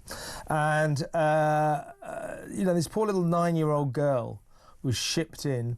A man said he was paid 12,000 euros to play the role of being the groom's father, I do believe. He, to his credit, just said, "I'm not putting up with this." He saw what was going on. He called the police. I believe Disneyland Paris are mortified as well. But hang on a minute, Kevin. Disneyland are mortified. Disneyland arranged it, didn't they? Well, they didn't. Yeah, but not in the knowledge. Let's be fair. Not in the knowledge that the bride was 9 years old. This guy conned everybody. So what I want to ask you, Marilyn, some of these paedophiles, we've heard they're really, really meticulous in the awful fantasies that they arrange for themselves. This one apparently cost this guy Jackie Jarge about £110,000. Intricate stuff. What's going on in his head, do you think? Well, the thing is about paedophiles, they have completely distorted brains. They're just, and you're not going to like this, but no one is born to be a paedophile. No, of course. It's created in the very early years. The first 3 years of a child's life are absolutely irrelevant to what happens thereafter. So in that guy's life, I'm not excusing it. It's just a reason. It's not an excuse. Every time I've gone into prisons and I've spoken to these geezers, I always say, tell me about the first few years of your life. They don't know where I'm going with it, but they immediately tell me about various traumas they've gone through. That needn't even be sexual abuse. 1 in 8 paedophiles were sexually abused. The other 7 had other forms of abuse that created trauma. That trauma in the early years spikes cortisol, breaks neural pathways, distorts blood vessels, recreates a different landscape in the brain, and it comes out in behaviors. And those behaviors are not picked up early enough, and they could be if people woke up and smelt the coffee, engaged with people like ourselves who can show you quite easily how to identify those behaviors that not, I'm not going to say normal, well, this is not outside expected barriers. Okay, Marilyn, what would be going on in this guy, 39-year-old Jackie Jarge's head? He paid 12,000. I got it wrong. He paid 12,000 euros to a man to play the role of the father of the bride. He paid. Wait a second. He paid 110,000 in all to hire the place. He paid thousands and thousands of pounds to people to play guests and everything. He even had a load of makeup put on his face so that you couldn't recognise him. What on earth is... and shipped in this poor 9-year-old girl. Can I just ask something, Kevin? Yeah. Where are her parents? Well, I don't know. I mean... There. The whole thing. Where are her parents? Well, and where was any guardian of hers? But the thing is, what he's done, he's like met his ultimate fantasy. What these guys do, they play. It's like they play a video in their mind, and they run off that. There's nothing more powerful. Most powerful sexual muscle is your brain, and they invent it. They have a beginning of the film. They have something that plays out. So marrying a little girl is an ultimate paedophile fantasy. That's his. Let me just tell you what one of the women who was hired to pay a guest said. She said she saw a little girl dressed in white with her hair all done up, and I saw a woman who picked her up in her arms, and I was shocked. I burst into tears. When I saw it was just a child, it was horrific. So this guy, Jackie Jarge, I suppose we have to say allegedly, but it's in France, so I don't really care. He spent a hell of a lot of money to create his perfect sexual fantasy, which was marrying a 9-year-old girl, yeah? Absolutely right. He's lived his fantasy as far as he can, but then you think, well, you know, that video that he's done of this wedding will now be being sold on the dark web. So that could be his investment. He's puts a lot of money into it. But if you get live footage of a fantasy, and you go on the live web, on the dark web, that normal people, nobody actually can access because it's all with loads of encryptions. It goes out there as fresh meat. So that's what this is about then. So that's why he spent so much money on it. He's lived out and filmed in real time his fantasy. And there's money in it if he puts it on the dark web. Because this poor kid, this child will now be being sold for money on the dark web. And the bidding, I mean, I know cases where about 3 years ago now, there was a young boy that was his webcam had been accessed and he was filmed showering naked. He was a 12-year-old boy in his shower, and then he saw the webcam go off and somebody had accessed that and they would have filmed it.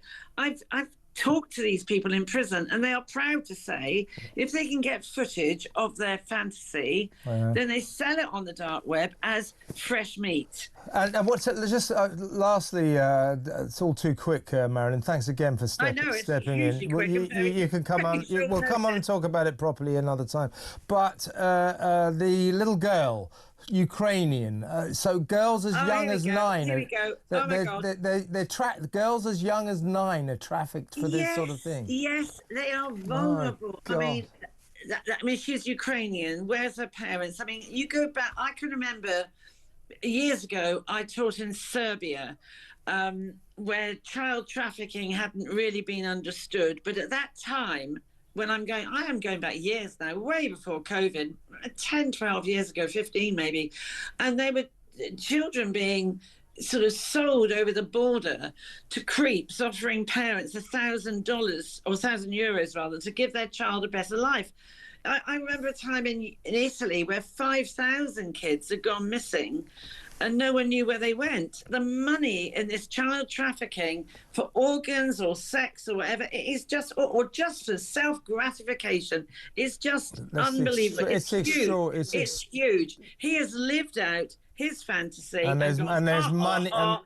Two fingers to you. I've managed what I wanted. And he'll make a lot of money at it. Well, he won't. Yeah, absolutely, 100%. Well, and that poor kid, her wedding is going to be out there forever now, winging around the dark web. It's horrible, Marilyn. Listen, Marilyn, going to have to go now, but come on again next week. We'll have a proper chat about this. But thank you so much once again. That's Marilyn Hawes, who campaigns tirelessly against child sex abuse, telling the story of what this was all about.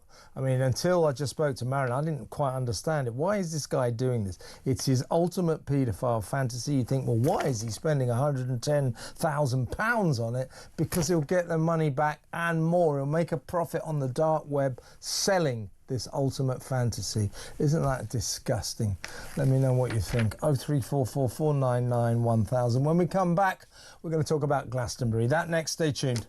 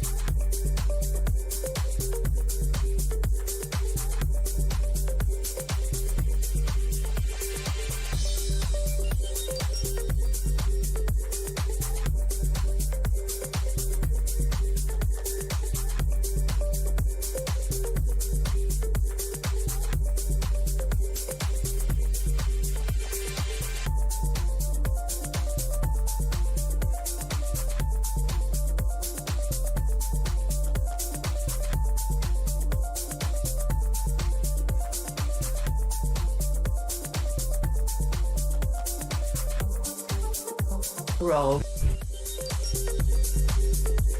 We need an agreement for the Islamic Republic of Iran to say no more enrichment, because they don't just risk our lives here in Israel, they risk the entire region and the world. If these people, these are apocalyptic jihadists, which means that the doctrine of mutual deterrence doesn't exist with them, because they're quite happy to sacrifice their lives for, you know, for the next life and everything waiting for them there. And so you're not dealing with rational people. And this is why we couldn't wait one more week. This is effectively a confidence vote, the Prime Minister. Yeah, and that's what it is. They say it's flagship reform. I mean, it's nothing of the sort. It's not. It's literally fiddling while Rome burns level of reform. But if he can't get through even that tiny amount of reform, he has no authority. He doesn't, and his backbench MPs are now feel emboldened with what's happened with the winter fuel allowance when they took it away and they all had to take the grief off their constituents. Then they came back with a U-turn. So I think across the UK, on DAB+, on YouTube, on the app, on your mobile, the home of common sense. This is Tory. Welcome back. Well, the usual 500 or so BBC staff are down in Glastonbury to cover the festival there at Worthy Farm down in Gloucestershire, is it? Anyway, this is the festival where a best part of 250,000 people will pack in to those Worthy Farm fields, where they will struggle to sleep in tents and face the grim prospect, in my view, of long queues for the revolting portaloos. The weather forecast is average, while the lineup, in my view, is decidedly below average this year. Let's talk to... I want to find out, we haven't got long on this, but I want to find out why it is that anybody ever wants to go to this thing. Now, my next guest, he's going to explain it because he's been 20 times. He's about to go tomorrow, so he's a big fan of the Glastonbury Festival. God knows why. Let's see if he can explain. Welcome to the show, music journalist John Robb. Hi, John. Hi, how are you, Kevin? I'm all right, mate. So tell me, what is the attraction of Glastonbury? I guess the world is split into people that like hanging out with other people and curmudgeonly people who don't like being with other people. So I'm trying to work out which side of that equation you're on. Yeah, take a wild guess. Is that what you like about it? You like the sort of sense of community, yeah? I like that. I like the randomness. You just wander about, you bump into people you haven't seen for years, you go off on little adventures. The lineup, actually, people are always going about the headliners, but the headliners is not the lineup. There's about 400, 500 bands playing. There's a lot of smaller bands which you won't like either playing all over the place. Lots of different styles of music. There's all the way from African music to dub to techno. There's a mad rave in the middle called the Shangri-La, which seems to go on for about 4 days non-stop with about 30,000 people at it. Okay. This sounds like your worst nightmare, doesn't it? It doesn't. You know, I watch it on the telly, and you know, I like. I'm not a mainstream music fan. I like all the sort of out there kind of indie type stuff. So I do enjoy watching it on the telly. But being there, just watching them piling in now, it looks like my idea of hell. I mean, you know, 90-minute queues to get into kind of disgusting portaloos, that kind of thing. What about that side of things? It's not really like that. I mean, it's not like it was about 30 years ago. The complaint that most people have now is too posh. You know, they have posh portaloos. It's not like a ditch, and you don't really have to queue that long to go to them. You know, any longer than you would have to queue in a pub on a Saturday night. You know, I mean. What would be your ideal place to watch music? In a medium-sized venue? I like places on the telly. I like places like the Forum and things like that in Kentish Town, which I love that place. I do like. Yeah, that's the kind of size place. I like the Brixton Academy, those kind of places. Which brings me to a quick question, John. Are you going to go and watch Kneecap? Yes. Yeah. I've seen them before. Saw them last year. Seen them about 4 times. Yeah. Well, that should be an interesting event. I think it's going to be emotionally and politically charged, that one, isn't it? Yeah. Yes, it will be. I mean, if I was there, I would definitely go and see them out of interest.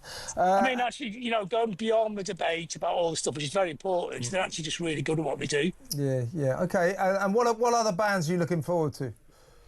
Well, I'm actually comparing one stage, so a Billy Bragg stage. So there's a lot of good bands on that stage, the left field stage. Yeah. And then I could go to the headlines. I mean, Neil Young, we all like Neil Young. He's been in our lives for 150 years, so that could be good. But I actually like quite wandering around there's a lot of smaller tents and areas, and you just stumble into stuff that you... There's one band I really love, and I always seem to see them at Glastonbury, a band called Goat, fantastic band, like a psychedelic band. Oh, well, I like that sort of thing. I like that. You'll go look them up, Goat, named after the little animal with horns. Yeah, as opposed to the greatest of all time. That's me, by the way. Listen, John, good to talk to you, and have a great time at the Glastonbury. Maybe come on next week and tell us how it went, yeah? All right?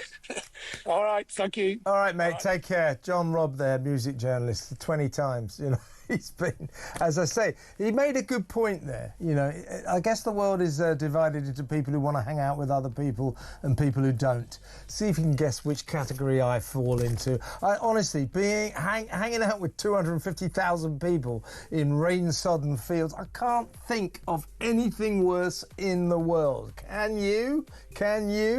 Let me know. By the way, the first person in the queue who waited since Tuesday, his second name was Beard. I bet he's got one as well. Guess what his job was? Chutney and jam maker. He's from Cambridgeshire. That's not a job, mate. You're a hippie. When we come back after the news, we're going to talk about the BBC. BBC staff have been told to cover stories that are unpalatable and offensive, probably to them. We'll talk about that next. Stay tuned.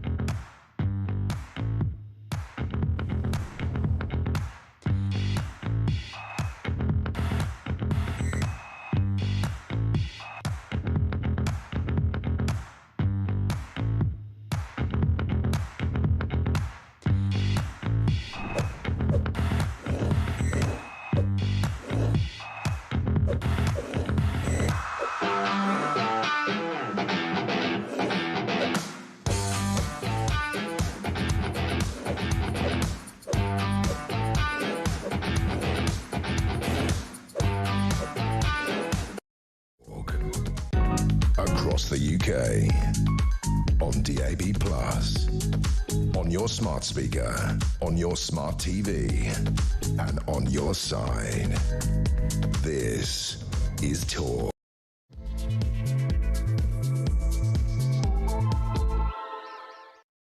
Welcome back. In about 20-25 minutes or so, we'll be taking your calls. You can send us a WhatsApp voice note if you like. We'll play that out, I promise that.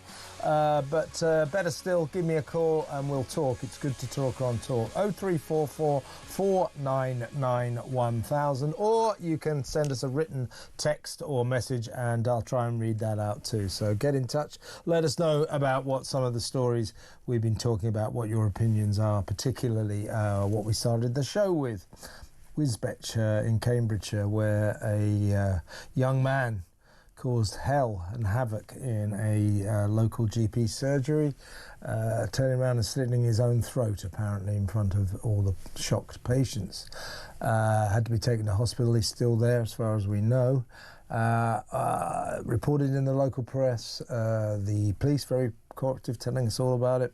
Didn't tell us that the guy didn't speak a word of English. Who was he? We think he might have been Bulgarian.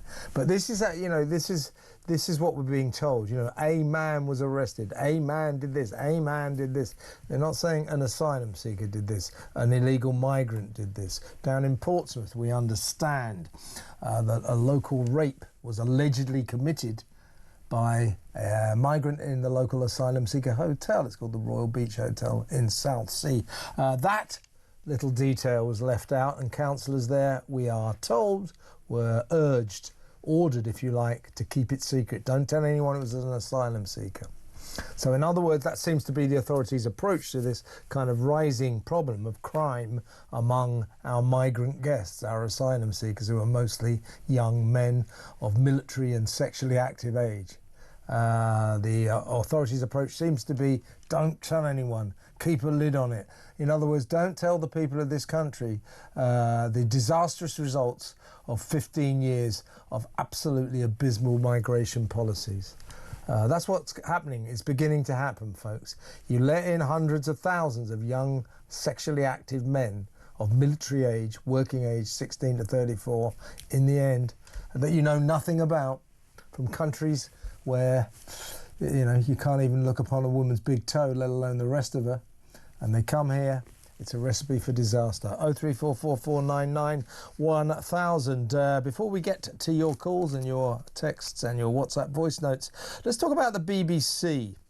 Obviously 500 of them, of the staff there, are probably ensconced right now down in Glastonbury. They always send virtually every member of staff from the BBC, as far as I can work out, down to the West Country for that pop festival. They seem to think it's the biggest event on the face of the planet, idiots. But what I want to talk about is that BBC staff have been told in new updated editorial guidelines that they should be willing to represent unpalatable opinions and minority views that some people might find offensive. So journalists at the BBC have been told in new guidance that if you have a story that encompasses opinions that some might find offensive, some might find unpalatable, you should still do that story. I mean, to the average journalist, that's just gobbledygook. Of course you should. Who are they saying will find these opinions unpalatable or offensive? My guess, BBC journalists. That's why they haven't been covering these stories. They've been censoring the stories that they personally find offensive and unpalatable. Stories that are pro-Israel and anti-Hamas. That's the sort of thing that the BBC finds offensive, isn't it?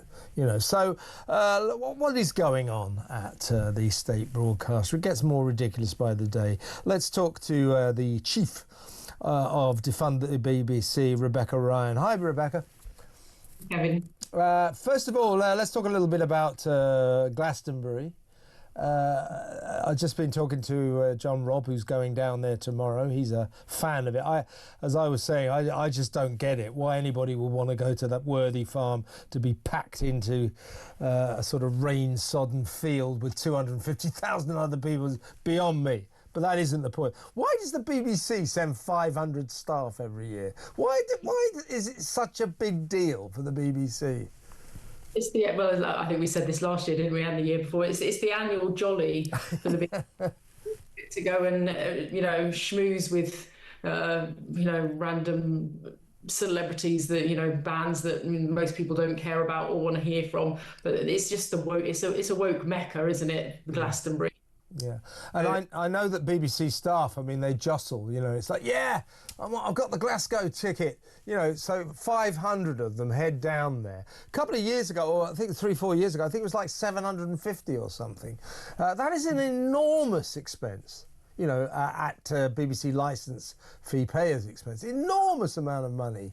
And then they play it round the clock, on about 7 different channels. And they justify it, saying, it's a massive event that appeals to all ages. But it's not. It's kind of weird, isn't it? It's a sort of BBC fetish. It absolutely is, but it takes you back to that year where they were all singing "Oh Jeremy Corbyn," the tune of the White Stripes, Seven Nation Army, and that's kind of peak Glastonbury, and that's what the BBC's there for. That's what they're hoping to capture, that kind of left-wing metropolitan elite sentiment there. Going to come up with the most woke message on stage, and I think that's what they're desperately flooding down there to try and capture and portray to the rest of the country, because this is what we should be believing and what we should be thinking. So yeah, it's just an absolute epitome of their woke agenda, and it's no wonder that they all get to go down there and have a good old time. Do you reckon they'll have the guts to broadcast Kneecap's performance? Kneecap, of course, this controversial Northern Irish hip-hop trio. One of them is facing charges of waving a Hezbollah flag, allegedly at a concert in Kentish Town here in London. He denies that, so we don't know the outcome of that case yet. But, of course, they are also notorious for shouting from the stage, particularly at a concert in Belfast. The only good Tory is a dead Tory, kill your local MP. So these are the kind of sentiments that Kneecap are famous, notorious for. Now Glastonbury have stuck to their guns and said they're still going to remain on the schedule. They will be playing their gig. The BBC are keeping their powder dry on this. They say we'll make editorial decisions as the concert unfolds. Do you think they'll have the guts to put Kneecap on? Oh, I think they desperately want to, don't they? They desperately want to, but I think they're probably umming and ahhing, particularly with this next story about sort of, what they're allowed to cover these days. I think, yeah, it will be interesting to see, won't it? But I think they're probably desperate to do so. Yeah, but my guess is they'll bottle it. They'll get scared. They're right now they're acting kind of tough. Yeah, we might play. It's up to us. We'll make a decision later. Well, I bet you the decision they make is the cowardly one. And Kneecap, I'm personally, I'll be distraught. I won't be able to see Kneecap now as I watch 7,000 hours of Glastonbury over the next few days on every single BBC channel to the exclusion of everything else. Very strange. Let's move on to a story that emerged today, which again, I would say it's strange, but it's BBC, isn't it? It's BBC. This is Planet BBC, peak BBC. Right, the BBC's staff have been told in new editorial guidelines that they must be willing to represent unpalatable and offensive opinions. By that, I suspect, I don't understand why any journalist would have to be told that. Of course you represent offensive and unpalatable opinions. It's not our business. And by the way, who decides what's offensive and what's unpalatable? You present the news, you let the readers or the audience make up their own minds. That's how you do it in the adult world. I suspect what this means is BBC staff, BBC editorial staff, have been told now to cover stories that they find unpalatable, offensive. You know, like, as I just said, stories that are pro-Israel and anti-Hamas, that kind of thing. Would you agree with my interpretation? Absolutely. I mean, this is the thing, is that in the Royal Charter it says, and it has said, you know, since the beginning of the licence fee, that they are obliged to represent all parts of the UK. And as we know, any, you know, of these, the pretty standard opinion outside of the M25 is hugely offensive to who work at the BBC. You know, saying that only women can get pregnant is hugely offensive. And so for the BBC, it was refreshing this week to see that they didn't actually sack that news presenter who corrected. Yeah, they're the pregnant people. And she just went, her name is Martine Croxall, I think, and she just went, women. which in the BBC, that was a seismic event. You can imagine people go, what did she just say? What did she... It's pregnant people, it's not women. That's BBC for you, isn't it? Exactly, but these are the kinds of things that would be seen as offensive within the BBC, and so it's shocking that they have to even be told that you're going to have to say these kinds of things and report this, you know, these different views from people when it's the average views of people outside of the M25. Now, just to quote some of this BBC guidance, this new updated editorial guidance, here's a couple of paragraphs for you. It says, on occasion, now here we go. The corporation is committed to reflecting a wide range of subject matter and perspectives across its output. On occasion, that will include attitudes and opinions which some may find unpalatable or offensive.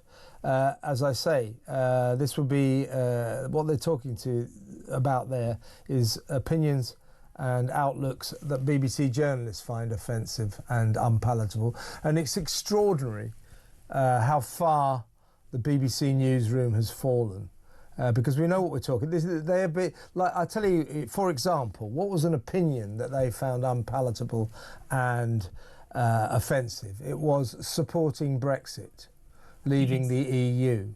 And they pursued their own feelings about that with such vigour, with such passion. They were so pro-Remain that they ended up getting censured, and they ended up having to admit that the BBC was outrageously biased throughout the Brexit debate. And I predict after, God willing, the Gaza conflict ends, the BBC will have to admit that it was outrageously prejudiced and biased against Israel throughout that war. Would you accept that? Would you agree with that? Yeah, we've seen week in, week out the BBC taking reports from people who clearly are extremely biased within the war zone and just reporting it as fact, and is stirring up real trouble for Jewish people in the UK. You know, this throughout this most recent wave of conflict in Gaza and Israel, the BBC has behaved in an awful way and completely against its charter obligations to deliver journalistic excellence. You know, it's taking up tidbits from members of Hamas. It's using voices from people within Hamas in its documentaries and what have you. You know, it's behaved in an awful way. So yeah, you're absolutely right. When hopefully this wave of the conflict comes to an end, the BBC will be shown to have behaved awfully in this situation. But, you know, coming back to the point about them having to report things that are offensive to people. I mean, every single thing is offensive to somebody nowadays. You know, there is nothing you can say that is not offensive. But if the BBC, as you say, is trying to now say things that are potentially offensive, they're talking about with their own people, their own sort of metropolitan party set. Things that might offend them. Yeah, I mean, in the past, during the Brexit debate, I'll tell you, you know, I can imagine. In fact, I know BBC journalists, you know, they were leaving Nigel Farage on the cutting room floor because they found his Brexit opinions unpalatable and offensive. That's what this is about. That's what this guidance is about. It's not that you must encompass others' other people's offensive and palatable opinions. What it's trying to tell you, or to tell BBC journalists, is you must rise above your own prejudices, rise above what you find offensive and unpalatable, and try to report that in an unbiased kind of a way. That's the undercurrent here. That's what this is about, because this is what BBC journalists do, and what they didn't used to be like this, but I think it probably started badly during Brexit, where they decided it was up to them to decide what was right and wrong, and to shape the news towards what they wanted. So they wanted to remain, they wanted Brexit to fail, and that's how they directed all their journalism. Utter disgrace, and they had to admit it. They had to admit we were biased. We mustn't do that again. Now I give you the Gaza conflict, and I'll tell you, Rebecca, my feeling in the future, they'll have to do exactly the same again. As I always say about Gaza and the BBC's coverage, this is not a debate. It's not, do you think the BBC might be, the BBC say they've been impartial, but let's have a debate about that. Do you think they have that? It's not a debate. It's an absolute fact that they have been appallingly prejudiced and biased against Israel, isn't it? It's obvious. Absolutely. I mean, we can see that day in, day out from the coverage, from the October massacre, that the BBC have reported in an extremely biased way. And yeah, for the sort of this diktat to come down to say they have to report things now that are offensive, this is in their charter. They should have been doing this throughout, and they're kind of trying to spin this as some kind of positive PR that now they're taking the reins. But they have always been obliged to do this. So that's the thing that really is upsetting about this news story, because they are obliged to do this. That's how they're able to tax the British people for watching live broadcast TV, and yet they've been ignoring it all of this time. And as you say, the people of Israel have been suffering from this biased reportage, but also the Jews across the UK have been suffering as well.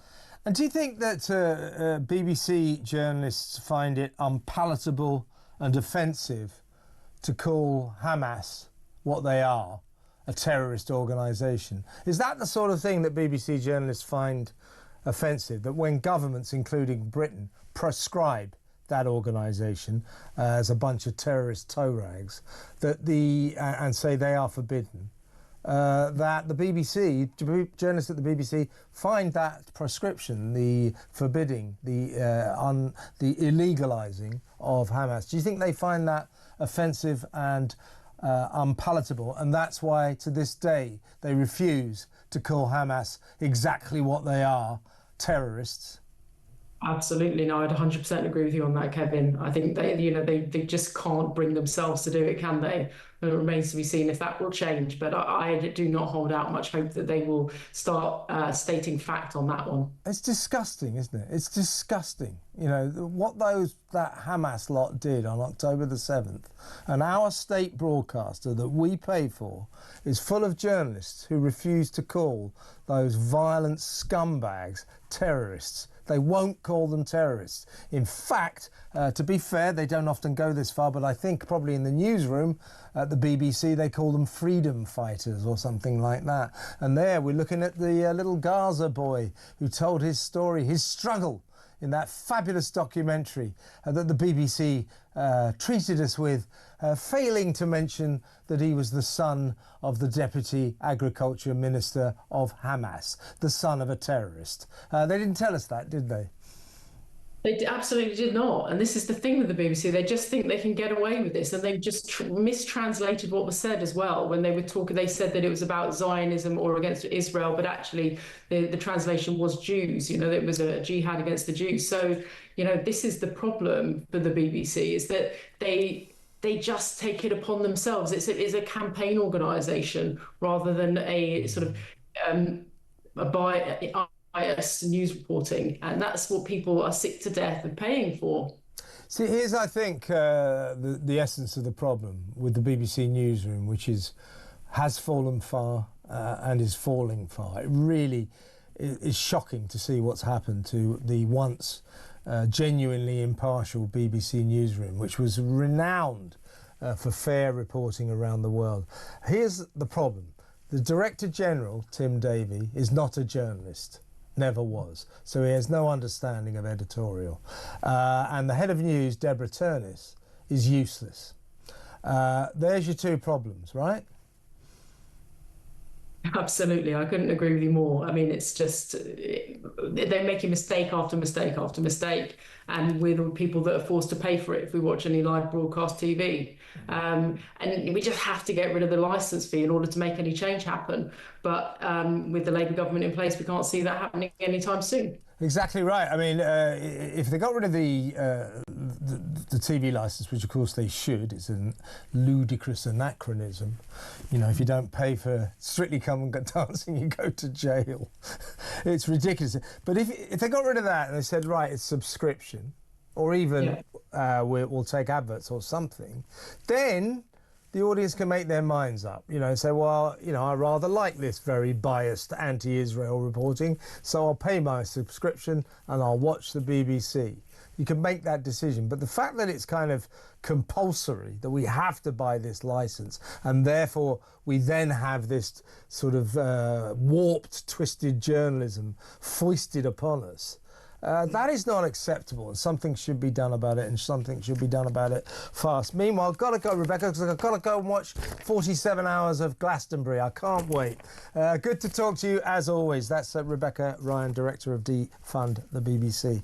When we come back, we're going to take your calls, play some of your WhatsApp voice notes, and I'll read some of your messages out. So get on the blower, give me a call. It's good to talk on Talk. Back in a mo.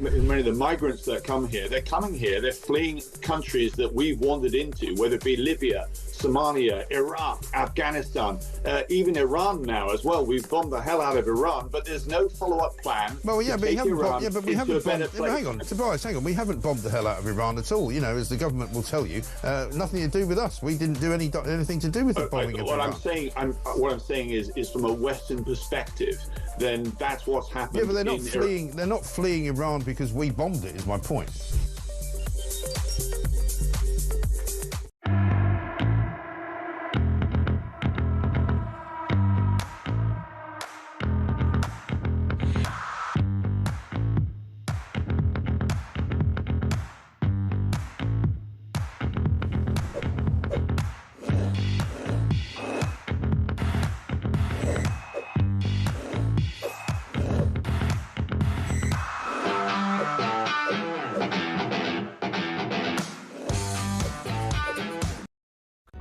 Across the UK, on DAB+, on your smart speaker, on your smart TV, and on your side.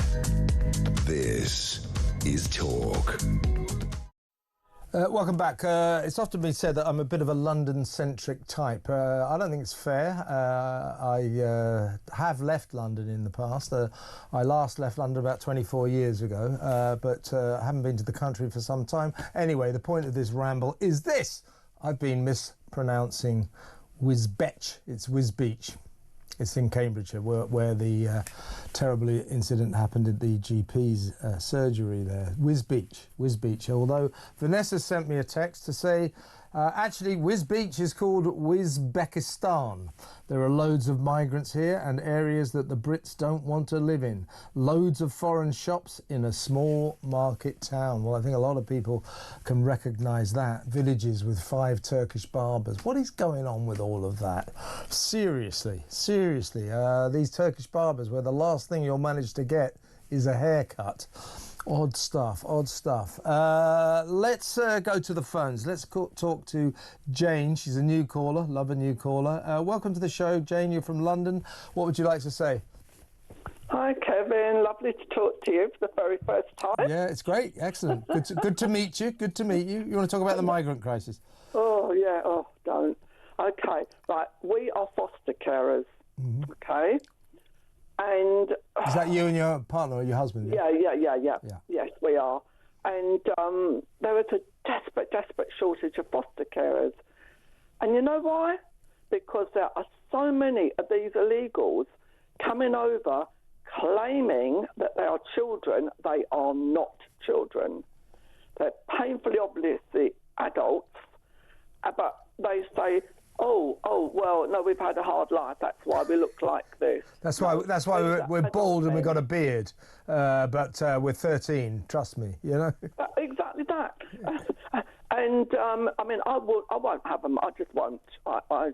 So wait a second. So the migrant, they come over here claiming to be kids. Mm-hmm. And then they of course need adults to look after them, people like yourself, foster carers.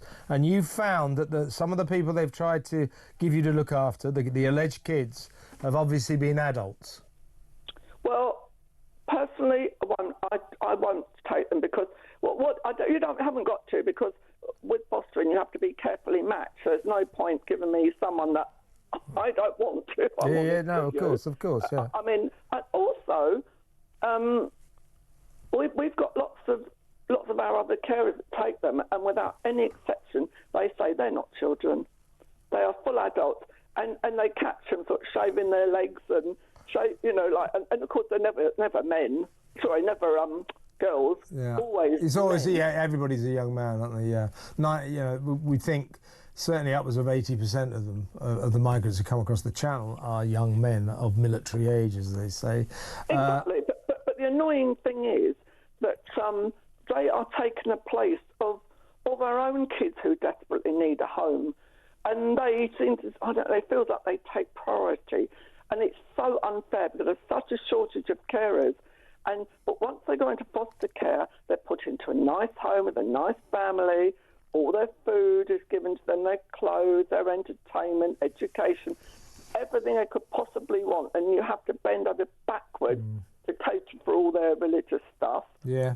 But the annoying thing is, once they become, we all know they're adults anyway, but once they are supposedly 18, then the council have to find them accommodation. So they're given somewhere else to live.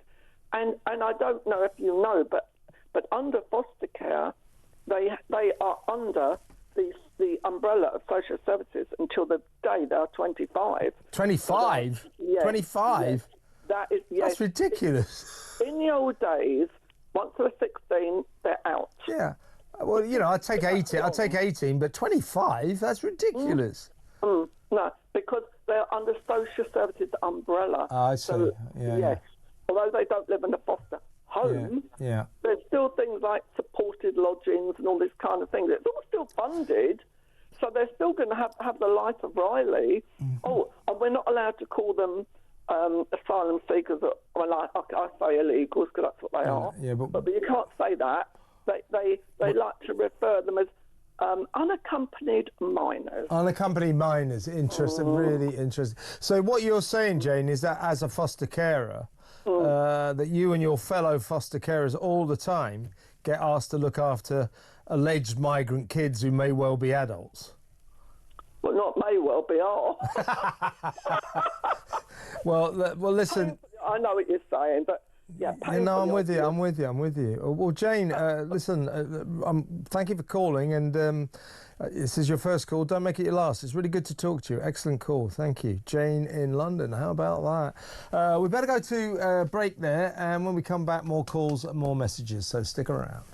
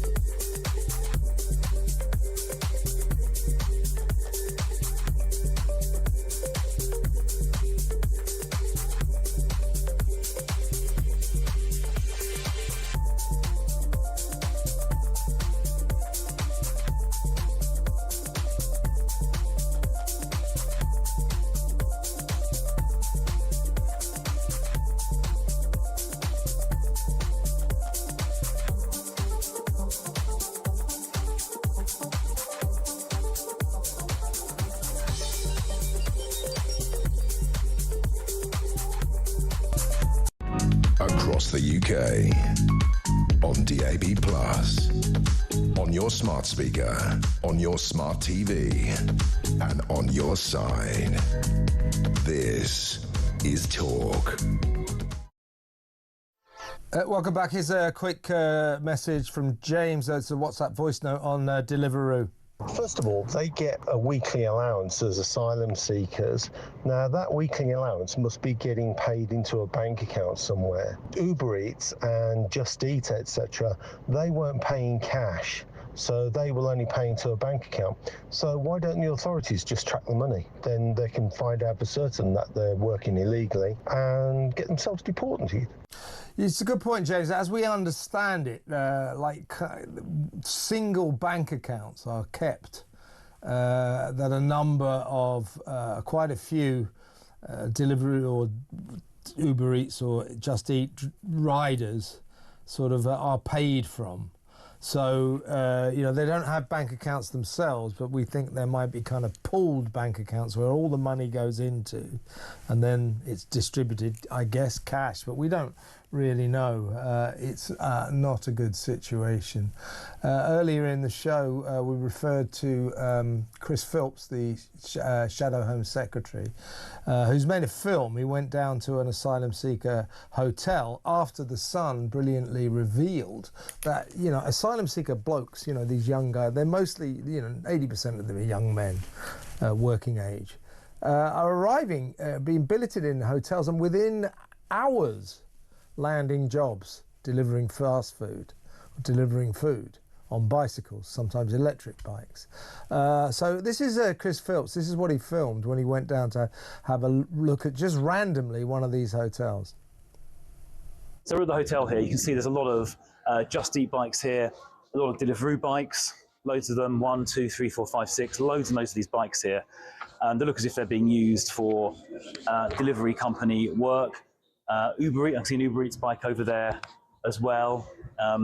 Lots and lots of these bikes here. So let's try and find out a bit more about what's going on. So I've just spoken to the shopkeeper in the shop behind me. He confirmed the hotel is an asylum hotel, and people, he said, arrived on small boats are now staying there.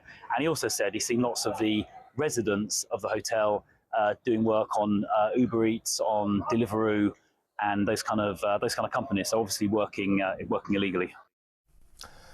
Yeah, extraordinary. You can see in the background guys, you know, with all their sort of delivery gear on, just going into the hotel. Unbelievable. So all those food delivery bikes, Deliveroo, Uber Eats, Just Eat, all around the hotel. That's full of asylum seekers who aren't supposed to be working.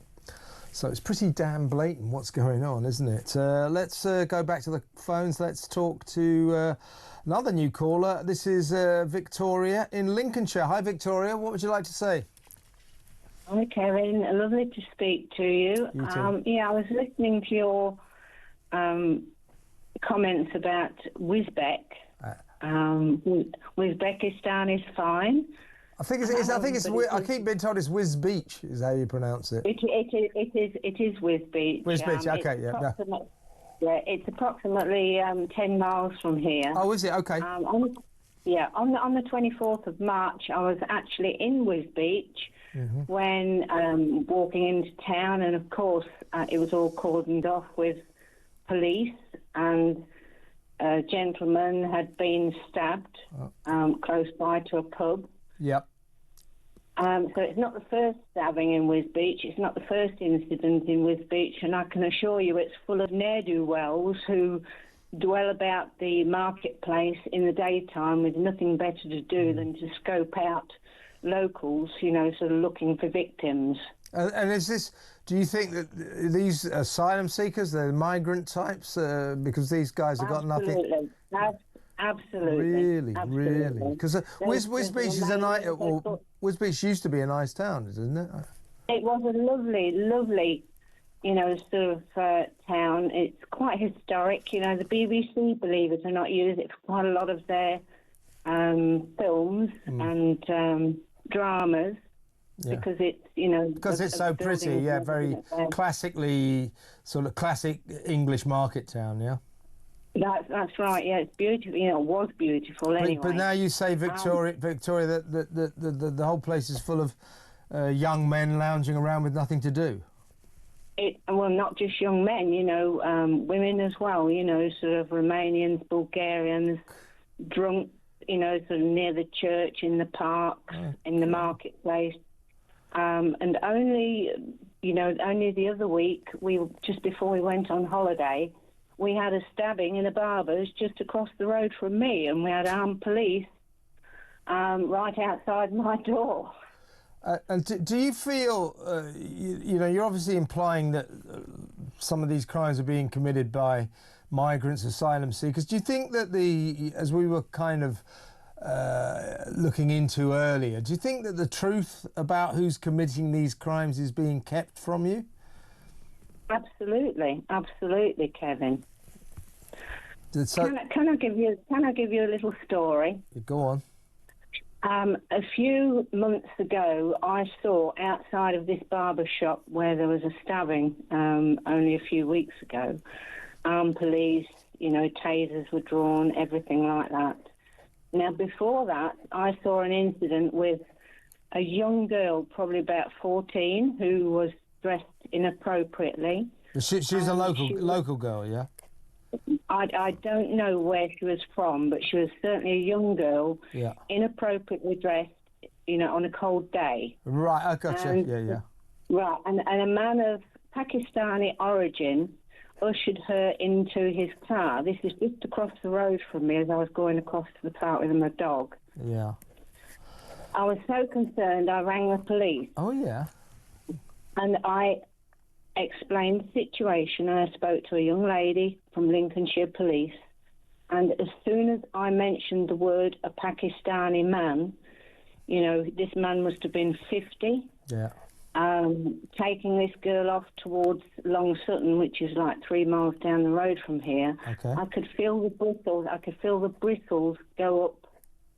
So they brought the shutters down. They didn't take your complaint all that serious. They brought the shutters down, and I heard nothing more from it. Tell you what, I mean, this is a story that's being echoed time and time again. Just shocking.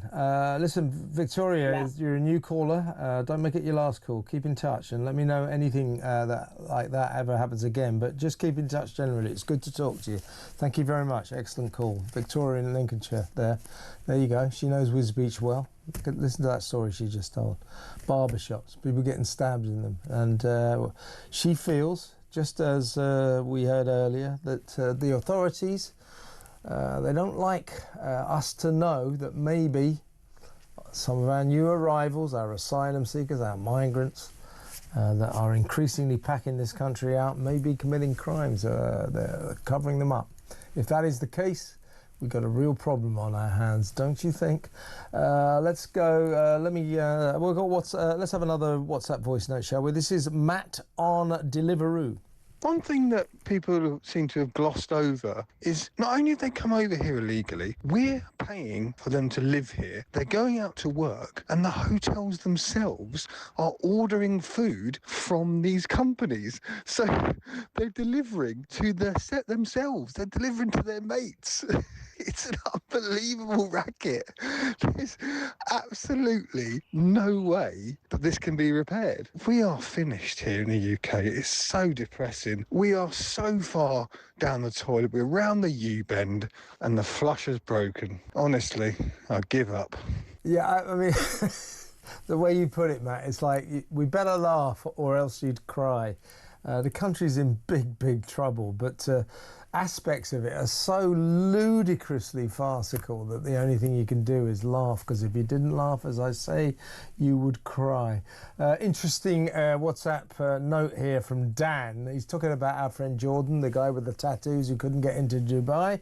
He said, it's a bit ironic, really. We have to put up with the burqa, but this poor chap gets kicked out of Dubai for having a face tattoo. Yet again, double standards. Two-tier Dubai. To be fair, in Dubai, they don't encourage the full burqa. A lot of Muslim countries don't, which is why we're not being Islamophobic when we say maybe we don't want face coverings in this country, because a lot of Muslim countries ban them. I'm not sure what the law is in Dubai, but I know that by Muslim standards, it's a very westernized country, and women do not cover themselves up as if, you know, they must not be seen. So, but it's a good point. You know, Muslims getting really upset, I can't see your face because you've got tattoos all over it. What about your women in their burqas? Yeah, it's a good point. Let's go back to the phones. Let's talk to Gary, new caller. A lot of the new callers today, that's great. In Hampshire. Hello, Gary. Hello. I just want to say just one thing. Why don't nobody want to stop the boats? Why? Well, I want to stop the boats. A lot of people want to stop the boats. What do you mean? Why doesn't the government want to stop the boats? And the last government, it just seems to carry on and on and on and on and on and on. Well, because they sort of cite sort of maritime law, say it's dangerous. If we turn the boats around, you know, people could get killed, all that kind of stuff. But more and more, I think, you know, if it was the Navy or something like that, people aren't going to drown. Put them on the big boat, take them back, don't you think? Yeah, I totally agree with that. France don't care. They want to get rid of all them. Of course they do. They just want to wave goodbye. Enjoy Britain. That's all they want to say. Bye. Nice having you. Off you go. Enjoy Dover. Enjoy Folkestone. You know, yeah, go on. Yeah, sorry. All the payments that they're given when they get here, they get a job 24/7 after they've been here. All the benefits and the hotels and Yeah, well, they get 50 quid a week. They get 50 quid a week. They get free hotels. They get free food. They get free doctors, free dentists, free lawyers to fight their case to stay here. How mad is that? Why is not the government sticking up for the people in our country? I'll tell you why, Gary. Because it's a really, really crap government. That's why. Honestly, Matt, you know, don't look for an explanation. The only explanation is this is a bad government. The Tories were just as bad. 15 years of dreadful migration policies, I think, have turned this country into a dangerous place for women, maybe for all of us. It's a disgrace, Gary. I share your confusion. Good call, mate. Call me again. Thank you, Gary in Hampshire. Let's go to break. When we come back, we will talk to Sally in Aberdeen, I hope. So that next, stay tuned.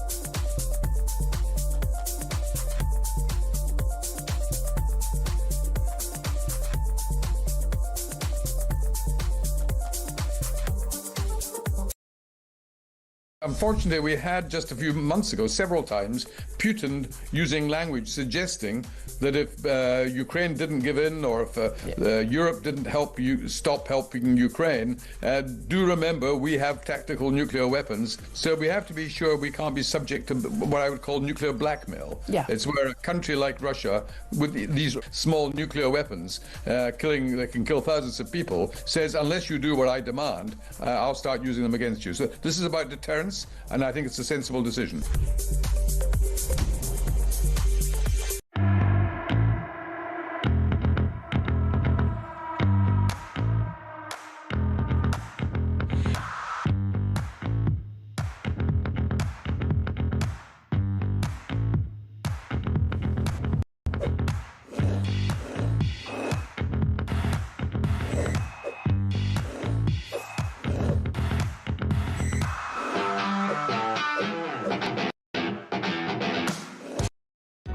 Across the UK, on DAB+, on your smart speaker, on your smart TV, and on your side. This is Talk.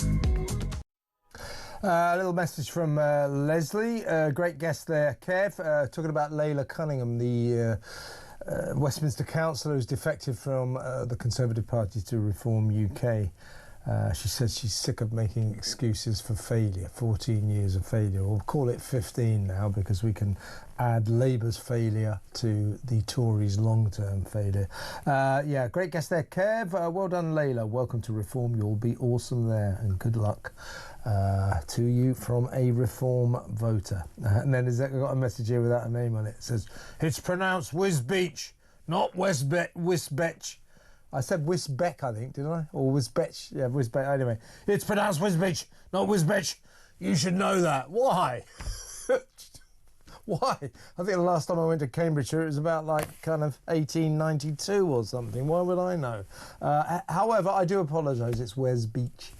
And they had a terrible incident last Friday. Now, let's go back to the phones. Let's talk to Sally, another new caller in Scotland, in Aberdeen. Sally, hello. Fine, thank you. Yeah, have you got sort of like the telly on or something in the background? Yeah, sorry, that's yeah, I should have just paused it, sorry. Okay, so what would you like to say, Sally? Pardon? You want to talk about the paedophile wedding? Yeah, that's absolutely disgusting. It is, isn't it? Yeah. I mean, I couldn't work out why this guy would do it. He spent like £110,000 on it, but two reasons, as Marilyn Hawes was explaining to us. One, this is the ultimate paedophile fantasy, marrying like a little kid, a 9-year-old girl. And two, he can get his money back selling the footage on the dark web. What a lovely business, eh? Oh, lovely. I wouldn't exactly use them words. It's disgusting. Not the words I'd like to use. Yeah. Well, I'm being ironic. It's disgusting, isn't it?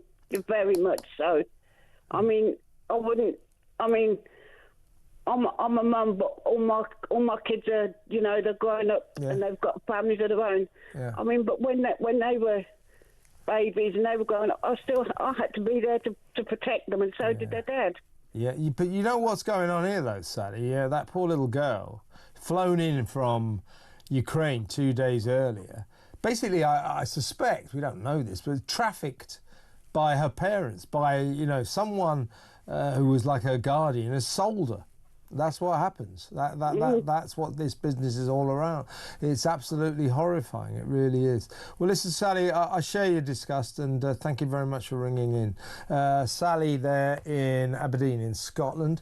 Let's talk to Nicole in Hertfordshire. Hello, Nicole. What would you like to say? Hello, good evening. Hi. I just wanted to say I used to run a recruitment agency, Mm-hmm. and when it came to vetting people, we had to vet people really, really well in case they didn't have the right to work in the UK. Yep. If you didn't, you would get a very big fine, and the fines were worse if you didn't do anything. If you tried, and you've done all the vetting, and then they turned out to be false, then that wasn't your fault, Yeah. But you'd done the vetting. Due diligence, they call it, don't they? Due diligence, right? Yeah, due diligence and all the the compliance. Yeah, of course, yeah. So what about Just Eat and Deliveroo and Uber Eats? Well, I mean, they're not here to talk for themselves, but the implication is they turn a bit of a blind eye to all of this. I mean, I don't think, to be fair to those companies, and we're talking, by the way, about a £12 billion a year industry. To be fair to those companies, these asylum seeker migrant guys, they don't go to Deliveroo and say, "Hi, give me a job." But the people who have accounts to ride for Deliveroo, Uber Eats and Just Eat, they have these apps and they can sublet their work to other people. And that's what's being abused. And apparently there's one group, which is supposed to be like one guy, subletting his work. There's 20,000 people in it. So you see what I mean.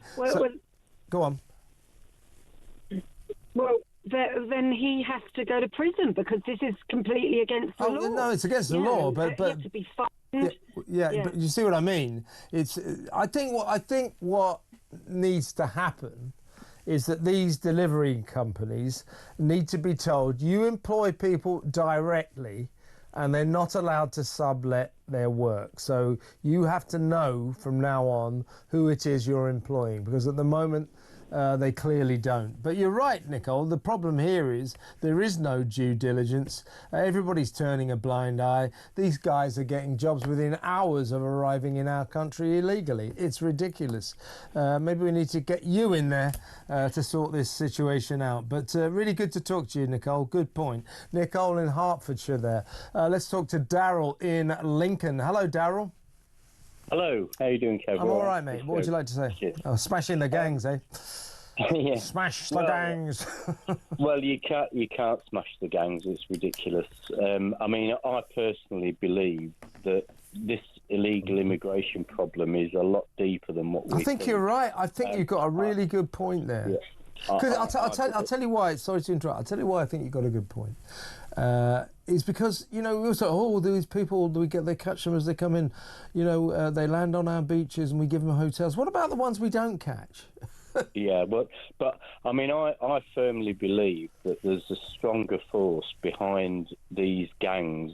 They're too well organised. Oh yeah, they're brilliant. I don't say this in an admiring way, but they're brilliant at what they do. Yeah, and I mean, I believe that it's possibly even Russia or Iran who's behind it. And I mean, for all we know, they've filtered in that many that they could be actually forming a small army in this country of unknown people that we don't know. I don't know about that, Daryl, but I'll tell you one thing. A lot of people do believe that there's a kind of geopolitical warfare going on here, that yes, you're right, that our enemies like Russia, like Iran, are funding the people smuggling gang because they are trying to destabilise Britain with this ongoing invasion, and boy oh boy is it beginning to destabilise us. It really is.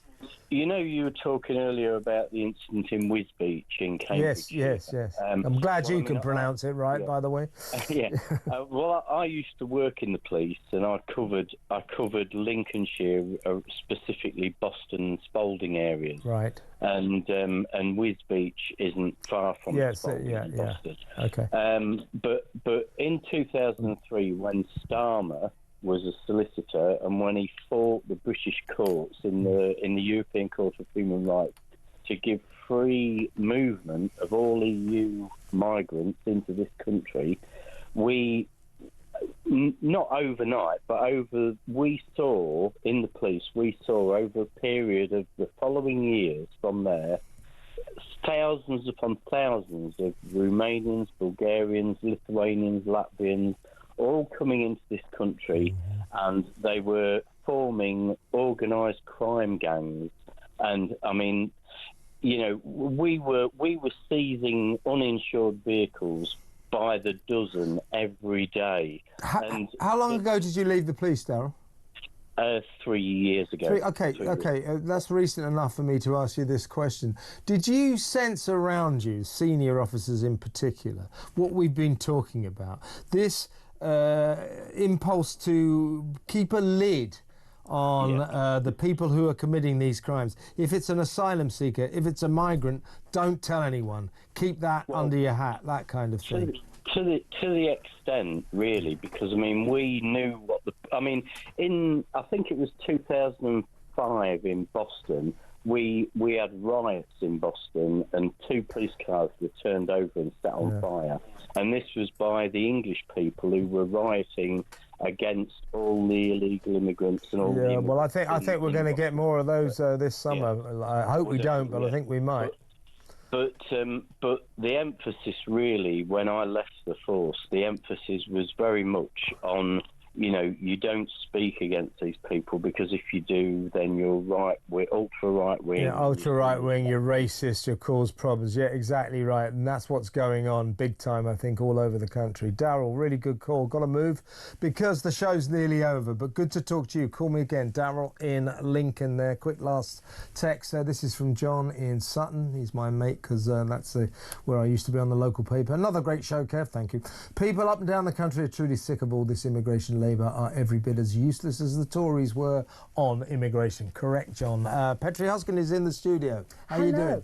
Good, thank you. Well, the Health Secretary spoke today, didn't he, and announced new funding to go to poorer areas for the NHS. But I really wanted to have a deeper dive into, can the NHS survive? Is it still going to be here? Good question. In 10, 15... In its current form, can it? It can't. It literally is unsustainable, and at some